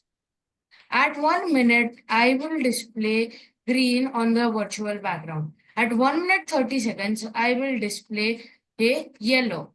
At 2 minutes, I will display red until the speaker ends. This is just to facilitate the experts to gauge the flow of the meeting. There will be no timer report at the end. Thank you. Over to you, panel moderator. Thank you, Gavelier Harnish, for clearly explaining the timing criteria for the panelist. All right. Before I get into that again, let me just ask the Gaveliers present here. And I'm sure many of you are going into the evaluation contest. Do you know, or anyone who knows, what are the 4 judging criteria in the evaluation contest? With the virtual raise of hands would be fine. All right, so that's exactly good. So I'm not going to do a class on that. And that's exactly what we're going to do today. And I request all of you, the Gaveliers, we have a Q&A session after this panel discussion. You can send me the questions directly on chat. And if you want that question to be answered by any one of the panelists directly, mention the name next to your question. All right. Now let's see. We are going to help you Gaveliers gain more insight on how to effectively pace the evaluation speech contest. And for that purpose, I have divided this into 5 sections. For the first section, we're looking at the fundamentals. Understanding the fundamentals of the speech evaluation. Distinguished Toastmaster Ramanathan, in your opinion, what are the key elements of a well-structured evaluation?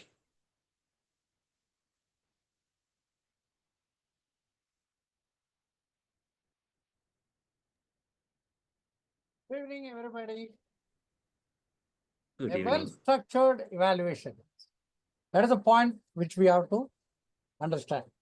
First thing is, let us remember, we are not here to criticize the target speaker, but we are just to analyze what he speaks, how he speaks, and how he is structured. It's just our opinion.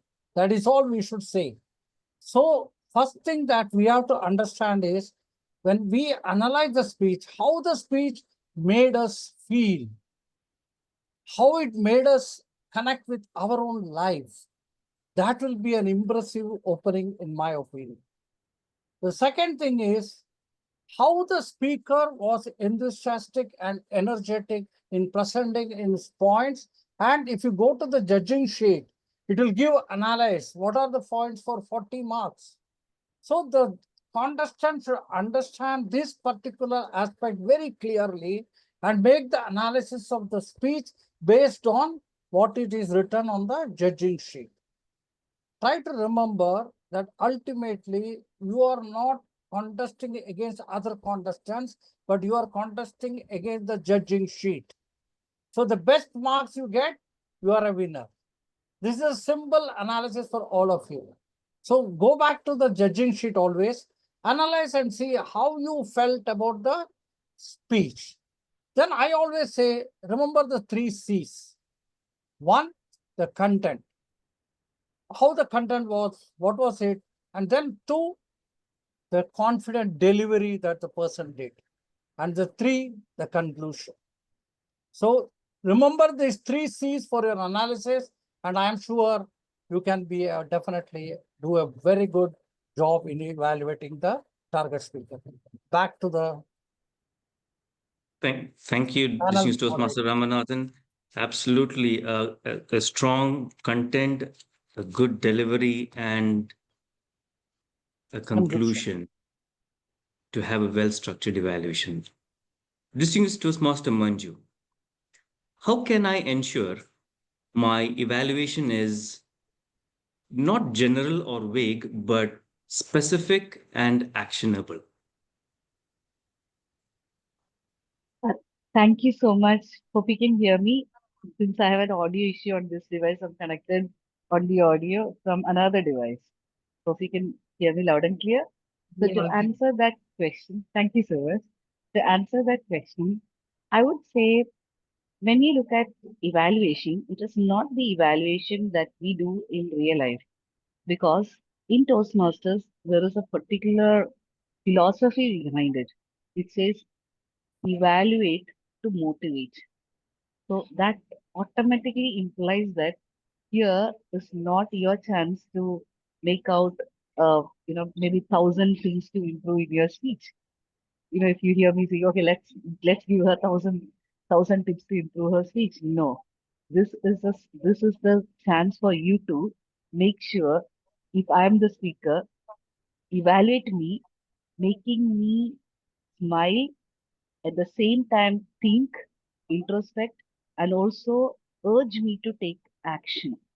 So that means if you tell me to improve, so if you say improve your eye contact, now on a virtual platform, you may have to actually say, look up. I'm actually kind of looking down. So you have to look up. So you'll have to demonstrate that. And then, of course, like DTM Ramanathan sir mentioned, the way you deliver matters. And you should also look at the analytical quality, recommendation, the technique, the summary, which is all there in the ballot. So, like he's rightly said, first look at the ballot of the evaluation contest, then have a look at the ballot of the international speech contest. When I was chief judge, I realized that most of the winners, they knew the ballot, that judging criteria by heart. If you were to ask DTM Hashim, he'll know it by heart because he is a district champion. He has gone through it. He knows this is the line where I will get this mark, the vocal variety. This is the place where I will have the audience impact. So he crafts the speech in that manner. So when you're evaluating, make sure at the end also, when you leave them at the end of the sandwich method evaluation, you leave them with a smile. Only then you have delivered your speech in the right manner. If their smile is fading, that means you have not used the correct technique to deliver your evaluation. Over to you, DTM Renosh. Absolutely, distinguished Toastmaster Manju. I definitely look into that. When I had my evaluation as well done, I I learned those 4 judging criteria by heart. And then just like a student looking at the notes just to see how we can tick those boxes off. But as you rightly mentioned, leave with a smile and evaluate to motivate. Exactly. Distinguished Toastmaster Hashim, how can one effectively balance the positive feedback with the areas of improvements? So, is there a number that you put in your mind when you go to a contest? I need to give 4 positives and 2 areas of improvement. How do you balance that? Right. So, DTM Renosh, to answer that question, first we got to understand why we need to balance it in the first place. Like DTM Manju had mentioned, the idea behind the evaluation is to actually motivate that speaker and help them improve. That's why we are giving our feedback to them. So if we make it all rosy and give 10 wonderful things, oh, that was amazing, they're not going to improve, right? We have to help them improve as well. But if we tell everything negative, like she said, 1,000 negatives, that speaker will never come back to the stage again. And you will never get invited to evaluate again also, right? So we need to have that balance. So it's good to have something like maybe 5 positives and maybe 2 or maximum 3 areas of improvement. This is, and you can position this in a sandwich method, like has been mentioned, or you can do one after the other, doesn't matter. But you remember, when we write exams at school, we try to follow the sequence, right? Question one, question two, question three. If we put question one and then answer question 8, then come back to 2, then write 9 and 3, you're not wrong. You're allowed to do that. However, you're making it difficult for the teacher to give you marks. And that's exactly what happens in the evaluation. If you do the positives, areas of improvement summary, it's easy for the judges to mark you. You mix it up, it's difficult for them to follow along. So make it easy for the judges to give you marks. How do we know whether we've done enough? You see the green light which the timer is showing you right now? Those are the indicators for you. When you see the green light, you should know, okay, I've done enough of positives. Now I need to move into recommendations urgently. So if you see the green, stop, go to recommendations. Then you have the yellow. That means, okay, it's time to wrap up. So give your 2 recommendations.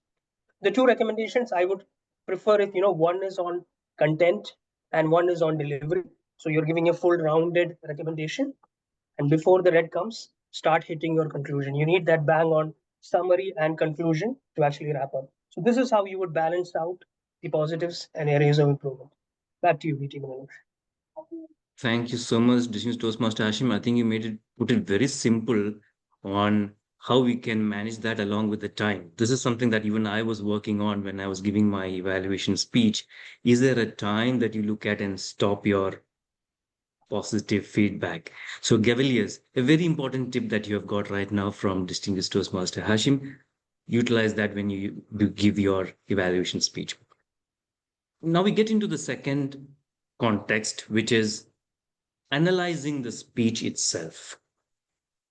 To distinguished Toastmaster Ramanathan, in that context, what techniques can I use to take effective notes during the speech without being distracted? There will be a test speaker, and how can I effectively take notes and effectively take those when I'm going to give my speech? What are the tips? It is not so easy as people may think. What the format I use is I put content, and under the content I put some points. Like for example, language, transitions, structure, opening, conclusion, personal examples, quotes. So these are the points that will come under the content. Then I write down delivery. In the delivery, I also put it actions, apt actions, vocal variety, eye contacts, stage management, characters. This one I put the points. Then I go for the conclusion and summarizes. In the conclusion, I put how we concluded. Was it effective? Was it actually making the audience get a message to carry home. If the conclusion falls flat, believe me, the target speaker is not conveying his points very effectively. This is something. And I always try to find out something unique when the contestant is speaking, which is not easy. For example, in one of the contests, I noticed that when the target speaker she was speaking, she said, my mother was angry and she was just giving a smile. And I put it down as a point in my evaluation saying that I think you can definitely improve your facial expressions and practice in front of a mirror, because when you were talking about your mother becoming angry, you were smiling. Of course, the contest was over. She came back and said, Rama sir, मैं ऐसे बोला ही नहीं था. मैं smile नहीं किया था. मैं बोला देखो मैंने बात कर दिया. I have already done it. The judges have taken note of it. If I had not done correctly, we will see. After 2 days, she called me and she said, I saw the video. You are right. And I was the only evaluator who mentioned it. So it became a unique thing in my opinion. So try to find out something unique which others may not find out so easily. And this comes by practice. So I always tell all the Gavelier students, practice, practice, and more practice. All the best. Thank you, distinguished Toastmaster Ramanathan.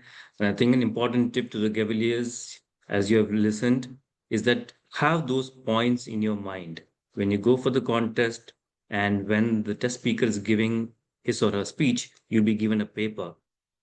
Take down those points which you put it in a paper, and then you map it across to it.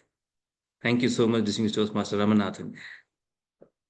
Distinguished Toastmaster Manju, in your opinion, what are the key aspects of a speech that I should be actively listening for? Like as distinguished Toastmaster Ramanathan rightly mentioned, the content, the structure. Do I look into the language? Do I look into what are the areas that I should specifically look at within the time constraint that I have? Yes. So here I have two suggestions. Number one is if you can memorize, because I was also an evaluation contestant long before I did senior role, but I realized that as an evaluation contestant, you don't get to listen to others, especially if you're the last contestant, which was the case in my case. So I couldn't learn from others. But when I went as a judge and then as a chief judge, I learned a lot. So this is one thing I learned. So let me just share that with you. I used to divide the paper into two parts. Okay. The first part would be like I'll say opening, body, conclusion, OBC, or you can also call IBC. So I, and then I note down the line what he said. Like Ramanathan sir mentioned, the exact line of words. Because if you can recall the exact line of words, it will show that you are listening very keenly. So what were those lines? Okay. So I have this. This is the half of the paper. Okay. The half part is IBC or OBC, where you say what were the lines. What impressed me about opening? What impressed me in the body? So body usually I try to get bullet points. 1, 2, 3. At least 3, 4 bullet points would be there. If you ask DTM Hashim, if he's crafting a ISC, he'll have that 3 to 4 bullet points. Where are the transitions? Is it smooth or not? So that is there. Now the last part is conclusion. How did he conclude? So this is one thing I already have. And I also have one part where I put audience involvement, comma, like say questions. If questions are there, I give tick mark for that. So it's like a thing. It's like a brain dump you have to do. Okay, you have to do this and then you keep ticking. Okay, 3 questions. Wow. You got it? Opening also there was a question. Body also he had question. Conclusion. That means he was engaging the audience. If humor is there, yes. So now the second part of the speech, let me show you this ballot. So this thing I actually know by heart. I think most of the contestants, most of the chief judges also will know this by heart. We have a, I mean, I usually call it this. The development, software development. So DEV, I call it dev. Okay, D for development, E for effectiveness, V for value, DEV. The next one is PVM, physical voice manner, that is coming under delivery. The last one is AC as in air conditioning. So I have S, DEV, PVM, AC. Are you getting it? So what do I have? Can I ask you to type in the chat window? DEV, PVM, AC. So I have this written, and against that, I will be actually marking the speech and also marking each and every important line.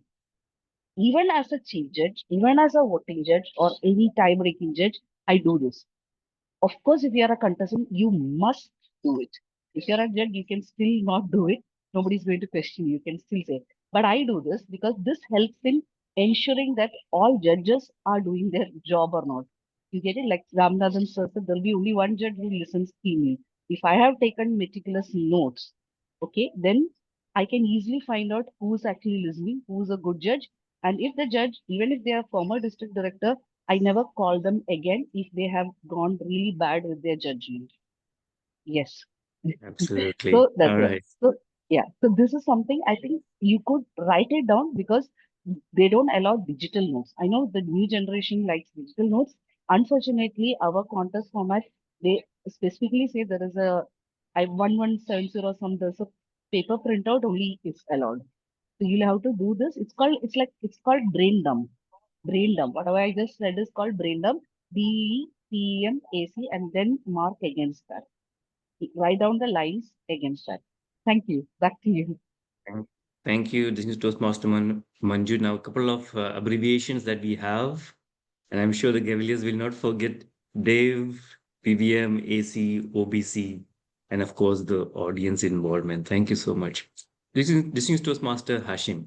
How can one analyze the speaker's strengths and identify their most impactful moments? Okay, so what I like to do as an evaluator is pay attention to the speech as it is unfolding before us.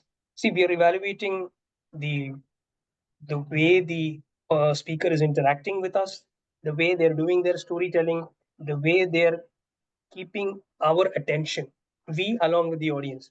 So pay attention to what's happening on stage. Also notice how the audience is reacting to the audience, to the speaker's actions or gestures.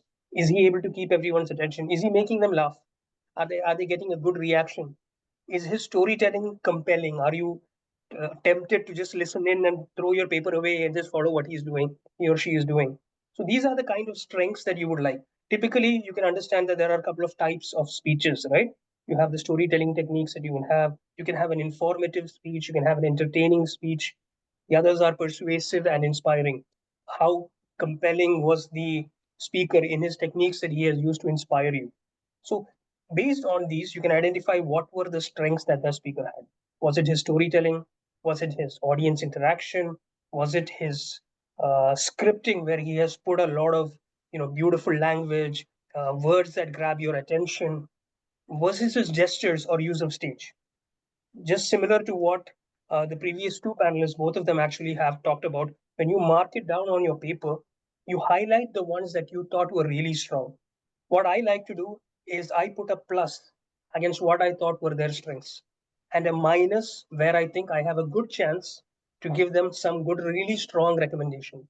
Now, you may have a lot of ideas of what you thought were good, but think of what really stood out in that speech, what really connected with you.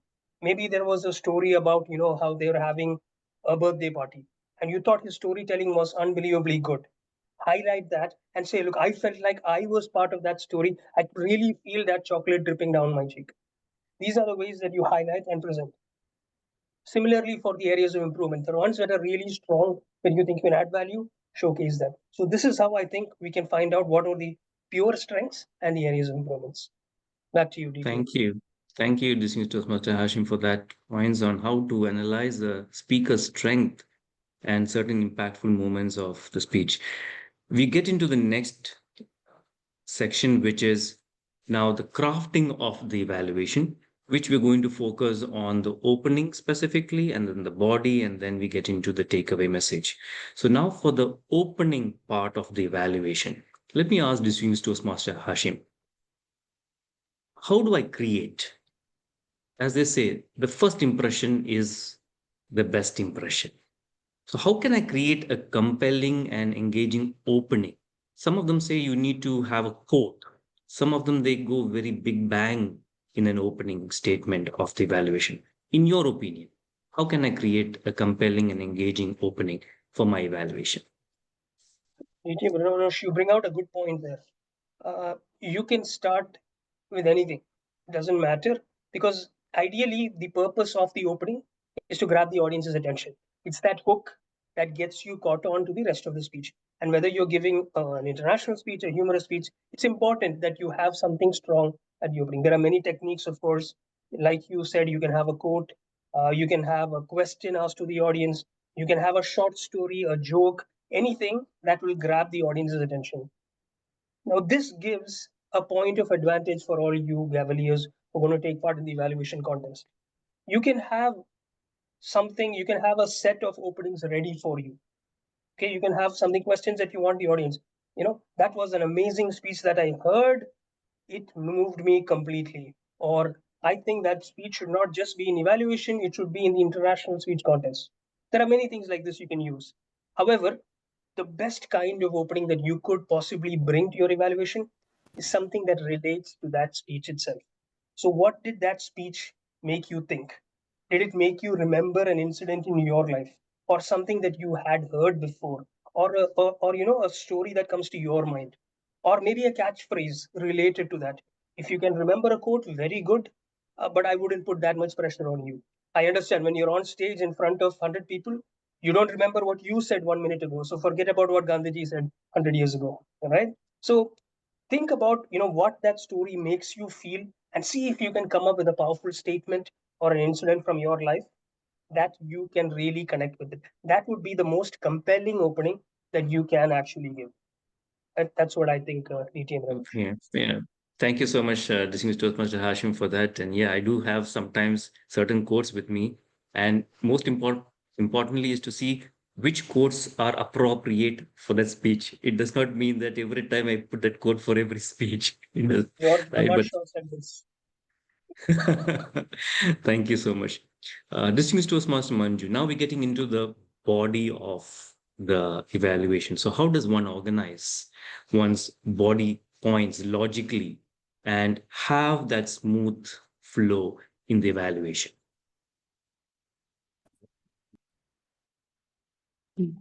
I'm trying to unmute, sorry. Yes. So organizing your evaluation in a logical manner. The issue is not about organizing.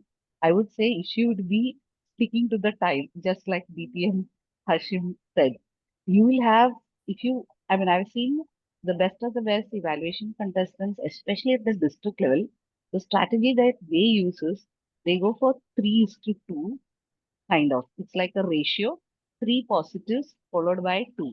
Because if you go for 3:3, then time becomes a constraint. But in a club meeting, you can go for 5:3 or 5:2. That's okay. But in a contest, you should not get disqualified, right? So in the interest of time, 3:2 is good. But I would say start with like we already covered the opening, right? I would say be authentic and real instead of having a you know same format for everyone. I would say evaluation is not exactly just a communication skill. Evaluation is also a leadership skill. You need to customize your evaluation based on whom you are evaluating. I'm repeating, you need to customize your evaluation based on whom you are evaluating. So that means the evaluation, if DTM Hashim and say we have Gavelier, Harnish, Ghosh, they deliver the exact same speech. My evaluation may be different for both of them. You get it? Because each person is different. So it is testing your finer skills. Are you able to assess the level at which they are? How can you help them grow further? Challenge them. This is where you come in and say, okay, if you already know that Hajim is good at body language, which we see because he's already doing it in online. Now, putting body language may not make sense. Go for something specific. For example, the ending seems little predictable. Ending seems little predictable. So can you, and you can also give, instead of this, try this. And give an example. So in the body, I would say 3:2, and of course there are different methods, not just the Asani. There are also like acronyms and all. For example, some people, if the speech is say take it, then they try to say T for this, improve this. Positives are T is your very tactical and all that. A is audience attention, etc. So they try to put an acronym. So whatever method you use, or if it's a metaphor, your speech is like an ice cream cone and all that. Instead of that, I would say focus on being real and authentic. What touched your heart? I think that always fits the thing. If you say you stay very genuine and say, this is what impacted me, this exact line in your speech brought tears to my eyes, that will motivate them further. And also the judges also like that kind of authenticity. Because everything else, now they say this was another ice cream speech, the cake speech. Judges also are seasoned, district level especially. Sure. Thank you. Thank you, distinguished Toastmaster Manju, for that, because it's so important, as you rightly mentioned, customizing the evaluation. It's not that you copy an evaluation done by someone, because every speaker, even if it's being evaluated by different evaluators, it's different. It's customizing it there. Thank you so much, distinguished Master Manju. Distinguished Toastmaster Ramanathan. We just heard about distinguished Master Manju saying being real and genuine. A question arises here is, how can I phrase my suggestions for improvement? The areas of improvement. Do I have to be honest, straightforward, and say that 5 statements? Or how do we frame it up so that it becomes more constructive and encouraging? It is a very tricky situation. As an evaluator in a contest, you have to always be sympathetic towards the target speaker. The first thing is the target speaker should understand that we are just giving our opinions and we are not criticizing him, as I said earlier. So what I do is, in my opinion, if you could have moved around the stage, depicting your father on one side and yourself on other side, it would have brought the characters to life. Think about it next time. This is one method. Sometimes I say, if I were in your shoes, I would have definitely managed the show like this. And I will explain how I will do it. Especially if the target speaker has got characters and is bringing the drama to life, this is where we can definitely say. I remember in one of the contests, the person was talking about life indeed is like a roller coaster. And I said, if I were in your shoes, I would have said, life indeed is like a roller coaster. So when I showed the hand like this, apt actions make great impacts on the audience. Please take a note of it. So when we say, please take a note of it, that means we are sympathetic and requesting him and not telling him, you should not have done like this, you should have done like this. That is not. And our voice should be also very courteous. This is very important because ultimately we want the speakers whom we are doing the evaluation to come back on the stage, again deliver the speech and not make them run away. So always use personalized, making him feel that it is just our opinion and we are doing our best to see that he's improving in his future speeches. Thank you. Thank you. Thank you so much, distinguished Toastmaster Ramanathan. Now we get into the next section, which is the delivery and the presence. So this question is to distinguished Toastmaster Hashim. Now, when you deliver the evaluation, and if I am nervous, how can I, with my posture or eye contact, deliver my evaluation with confidence? Is there a way that we are able to do so? What do you think? See, the first thing we have to understand, I think DTM Ramanathan had also touched upon this earlier. When you're giving an evaluation, you're giving your opinion about that speech. This is not something written in gold or stone, and it's not going to change the world, right? What you're only going to do is give your opinion on that speech to help that speaker actually get better. So feel confident that you're contributing to the growth of that speaker. You're doing something good for him or her. So feel happy and feel confident about it. I think DTM Manju had touched upon it earlier as well. When you give your suggestions, be genuine, speak from your heart. Do say what you truly felt when you heard that speech. That's the best kind of advice or analysis you can give. Speak what exactly you felt.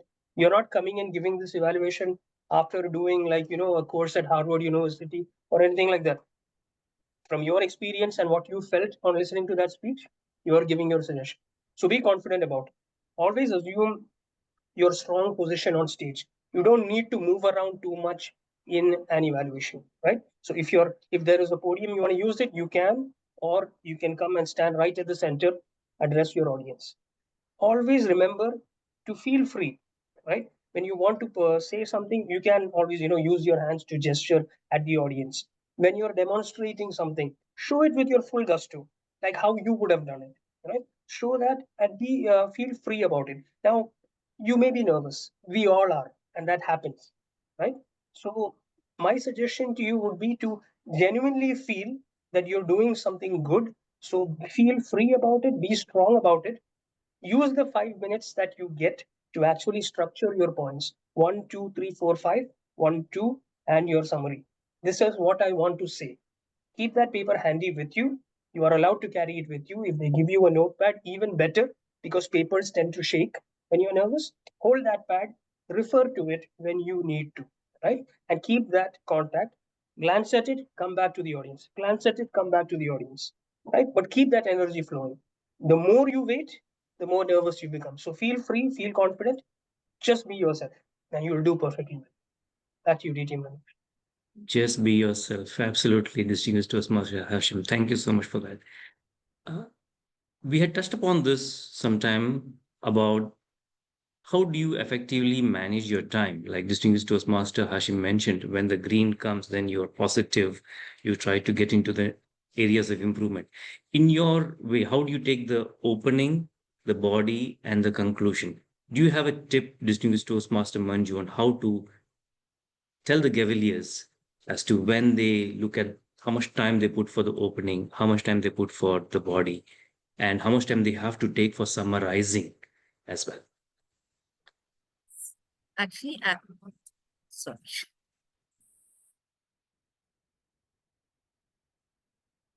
Oh, sorry, we're not able to hear you. Sorry. Yeah. Are you able to hear me now? Yeah. So as Yes. a chief judge, one of the things that I do in the meetings for judges is, if they have not summarized the speech properly, reduce the marks. Reduce the marks. So you need to allocate enough time for summarizing. But having said that, I would actually go with DTM Hashim's method, where at green, because you really don't know where to end. So at least, I mean, if you can end before green also, it's great. But mostly you tend to keep elaborating the positives, right? You keep telling, okay, this is what I liked about this week. So when you see the green, okay, you know, okay, enough time, time to end my positives and then move on to the areas of improvement. So that's where I was telling, take two, because two means you can still end it in 30 seconds, 30 to 45 seconds. Okay, and the last 30 seconds at least you should be summarizing. So why summarizing? Summarizing, some people say, in totality, it was a great speech. If you incorporate my recommendations, you'll become a great speaker. That's not a good summary. It's not a good summary. I tell my judges, please don't give them marks. You give them only 2 marks if they've done this. If they have taken, for example, if you say your vocal variety was absolutely mesmerizing, you had a great opening. I also loved the audience interaction. But if you can also use the stage movement, staged appropriately, like past, present, future, like DTM Ramanathan NS, and also ensure you maintain eye contact while speaking because you're often looking down. I think you would be able to move from a good speaker to a great speaker, maybe even a world champion. So end on a positive note. So the summarizing should also be, because you're having negatives there also. So after the negatives, again have some positive line and something to inspire them. So one thing I saw contestant do is they had something about star, twinkle, twinkle. It was a gavel club contest, twinkle, twinkle, little star. And then towards the end, they said, you are indeed a shining star, or something like that. You're not twinkling, you are really the shining star. So from twinkling, how you can go to shining.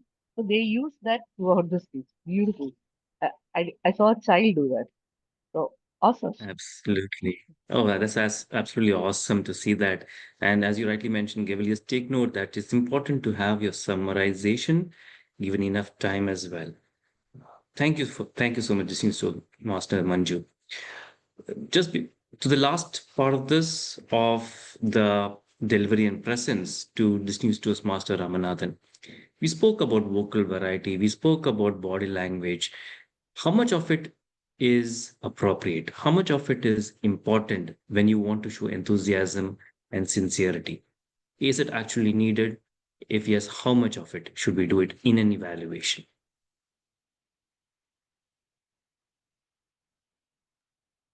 Let me, can you hear me? Yes, now I can. Let me understand the question.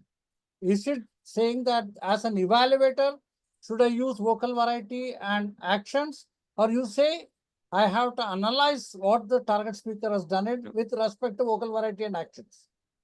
As the evaluator, when you're giving your evaluation speech, how much of vocal variety, how much of body language is appropriate for enthusiasm?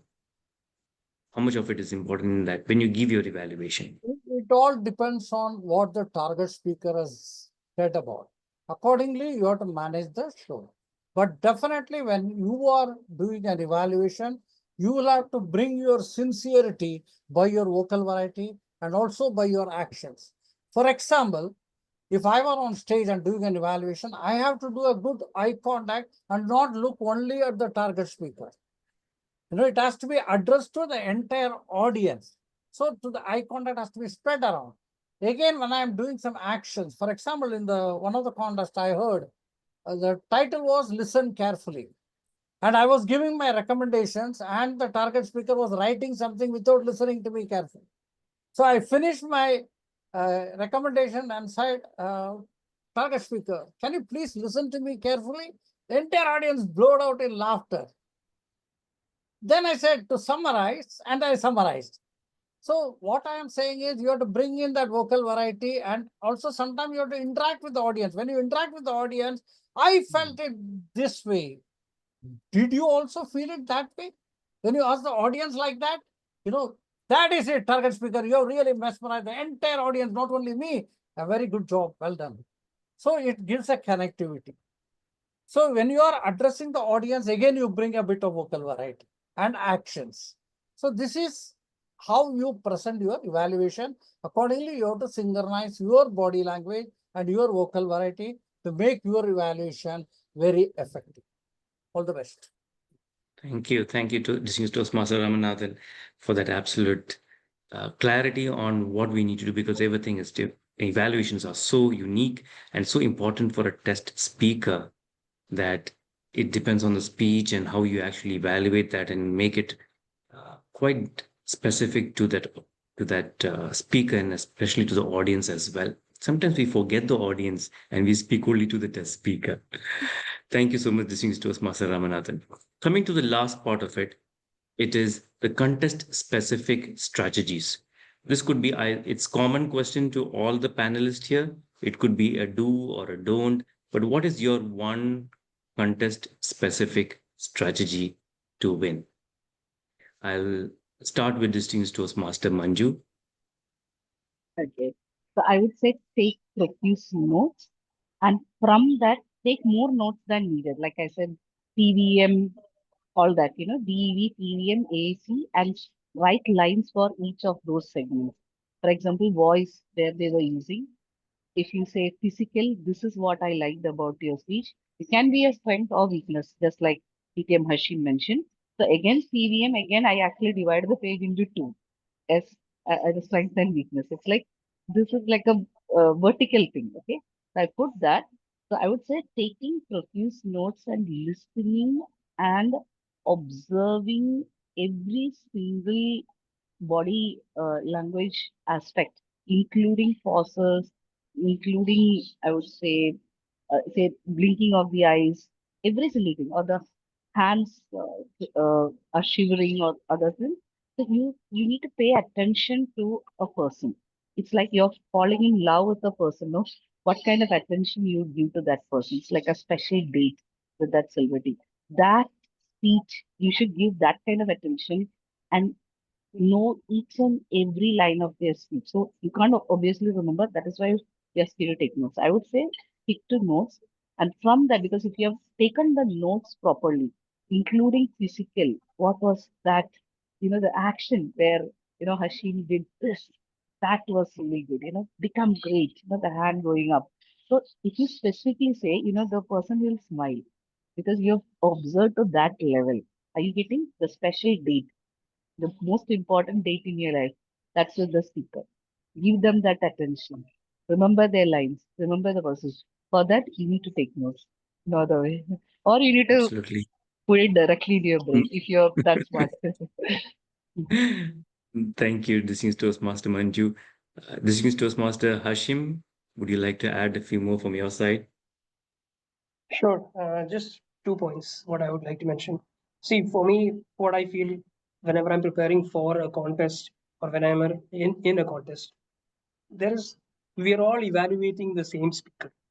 Now, the speaker has many strengths that we can observe and some weaknesses which will become, it may be different for each evaluator what they observe, but overall, it's all likely to be very similar to each other, right? So when you have 8 speakers, what is going to distinguish you from others? That's what is going to decide who is going to come first and who is going to be in the that's not on the stage winning a prize that day. So for me, what I would like to look at is really, pay attention to the speech and see if I can find something in the speech that's going to help me package my evaluation.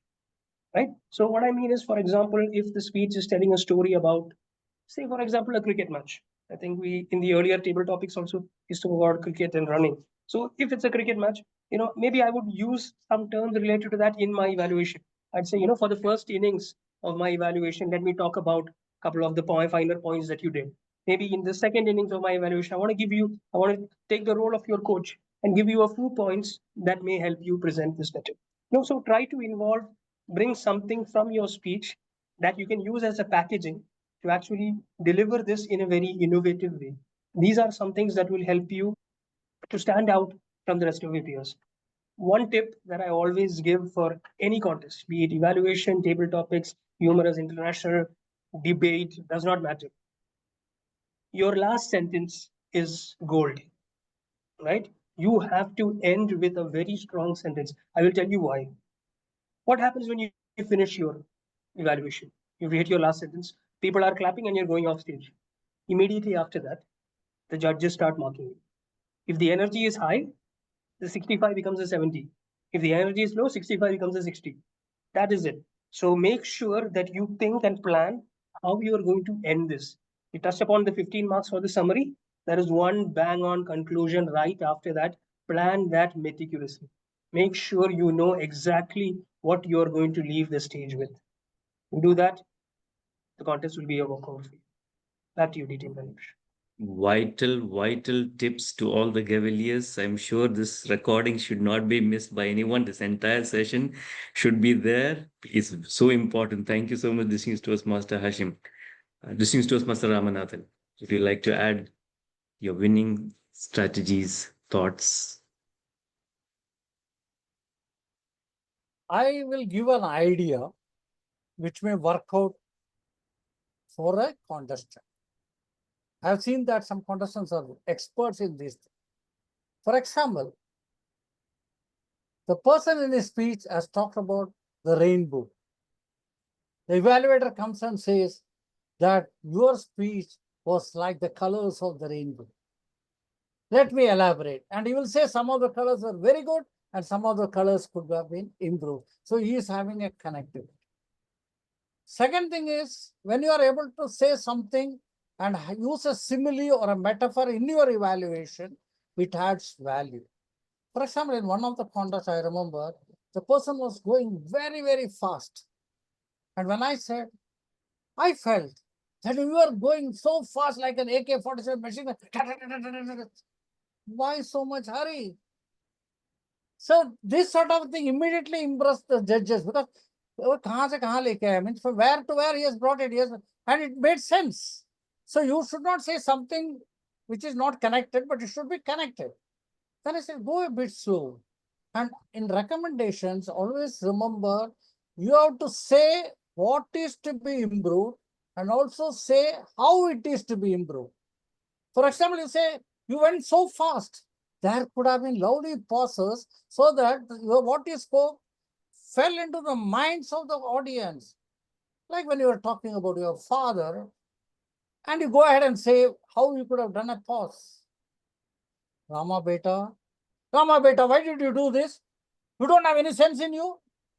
I would have said, Rama beta, why did you do this? Don't you have a sense? So this sort of showing the speaker how he could improve himself from the recommendations that we are giving will definitely help us win a heart in the minds of the judges also. And also the target speaker is very happy. He knows what to improve and how to improve. All the best. Thank you, distinguished Toastmaster Ramanathan. Make the judges happy, make the audience happy, make the test speaker happy. So with this, we have come to the end of the panel discussion. But before I hand over, let me just see if I have received any questions on the chat. If I have received one, okay, but I see a hands raised by Gavelier Tashi. Gavelier Tashi, you can ask your question if you're directed to any of the panelists. Yes, I would just like to ask a question to panelist number 1, Ramanathan sir. You mentioned some three C's in the first round. So I couldn't understand it properly. So could you just explain it a little bit more? This is Toastmaster Ramanathan. I'm sorry, can you please repeat the question? I was asking if you could mention more about the three C's in the first round. The three things I Distinguished mentioned in the first round. Oh, okay, I understand. First thing is the structure. How the structure of the speech went ahead. Okay, so you'll have to analyze that. Second thing is the delivery part of it. So you should also understand how the delivery part of it. The third part is the summarization. You have to understand that judges' criteria, when you analyze, it carries 40 marks.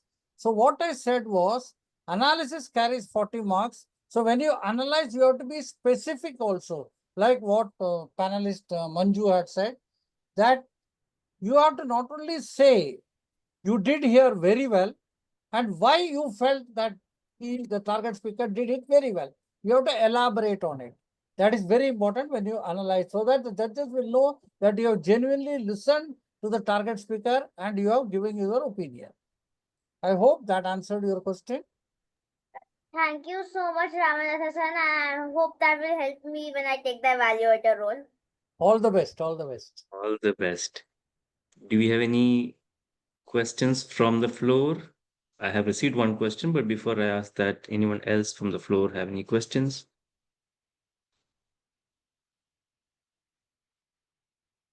Okay, seeing none. Well, I think this might be from a Toastmaster or maybe a guest. So the question is, how can I tailor my evaluation to the speaker's experience level? So a beginner does need a different feedback than an advanced speaker. Probably if Business Toastmaster Hashim, you could take that question. So the question is, how can I tailor my evaluation to the speaker's experience level? If it is a beginner, does it need a different feedback kind of an evaluation? And if it's an advanced speaker, does it require something different? So I think this is more applicable to a club evaluation rather than a contest, because in the contest, everything is fair, right? So if we are looking at the clubs, if you are coming up against, if you are evaluating perhaps an icebreaker, obviously it is their first speech and all their nerves are there to just get on stage and finish that speech and run home. That's what they're thinking of. So there, if you go and give a very complex evaluation with lots of recommendations, obviously it is not appropriate for that speaker. So you are right that based on the experience of the speaker, you can, perhaps make it as simple as possible. However, you need to understand that beyond the icebreaker or project 2, you don't really need to do that. The idea is to make your evaluation so clear that anybody can understand it. It doesn't matter what their experience is. And you also have a limitation of your own, right? You can only evaluate as much as you have done, right? If you cannot if you want to evaluate maybe a higher level speech, you need to study the objectives, be very knowledgeable on it, because the speaker who's coming has taken his effort to prepare that speech and present to you. So it's just right that you also are able to study and deliver it. So I would say leaving out icebreaker and maybe level 2 or project 2 or project 3 maximum, I would really give good feedback to the speaker. But just remember to be use that empathetic or sympathetic or empathetic tone to present it, and make sure that they are able to understand it. You have time limitations, obviously 3 minutes. What I would suggest is, if you have something that you really want to share and you feel it might be a bit hard, take them separately, just explain it to them so that they can value it, right? On stage, keep it simple and clear. This is what I would Thank say. you. I hope that answers Thank your you. question. I'm sure. Thank you. I think with that, we can conclude this evaluation contest panel discussion. I would take this moment to express our sincere gratitude to each of our panelists for their invaluable contribution to this meeting. In fact, we had varied questions, diverse perspectives, different insightful feedbacks, a lot of abbreviations I've learned today, thoughtful engagements. We deeply appreciate you taking your time off on this. For some of them, it would be in India, it's a weekend. Some different places, they're still working.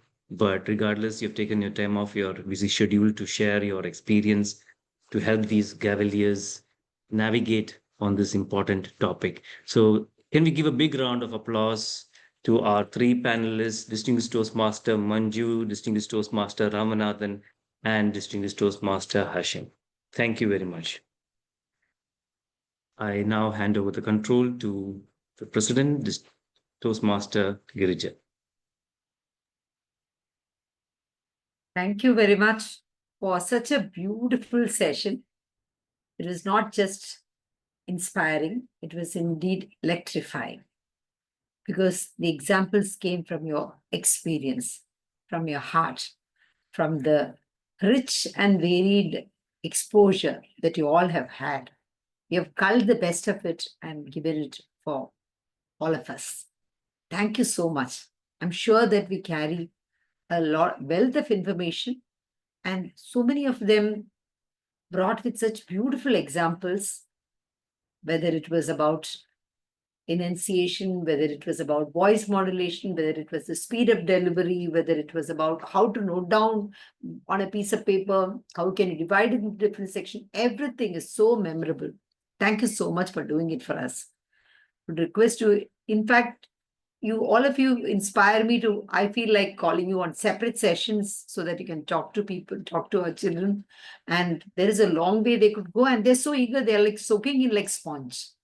So it is so beautiful to have a time with them. Thank you so much, each one of you. We'll be sharing just the certificates. This is a humble token of, and we are honored indeed to have you all here. Distinguished Toastmaster Ramanathan, thank you so much from Eloquent Elite Toastmasters Club and Eloquent Elite Gavel Club for guiding us as a panelist win the evaluation speech contest.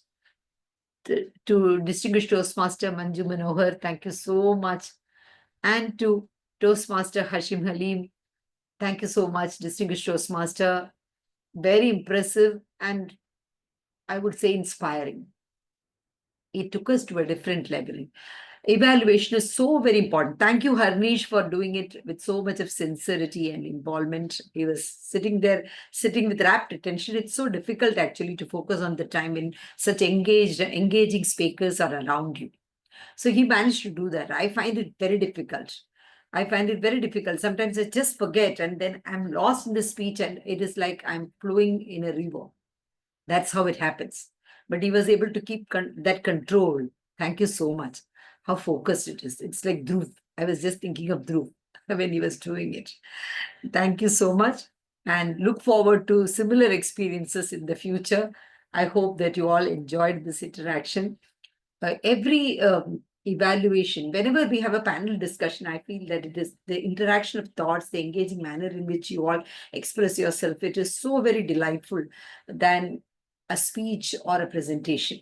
So we got such variety of experiences today, and we go richer. Thank you. So I adjourn the meeting right now. Thank you so much. Thank you very much. Thank you. All right, thank you, everyone. Thank you. Thank you. Would you, if anybody who has any inputs that you would like to, I would just like to stop the recording and then we can go ahead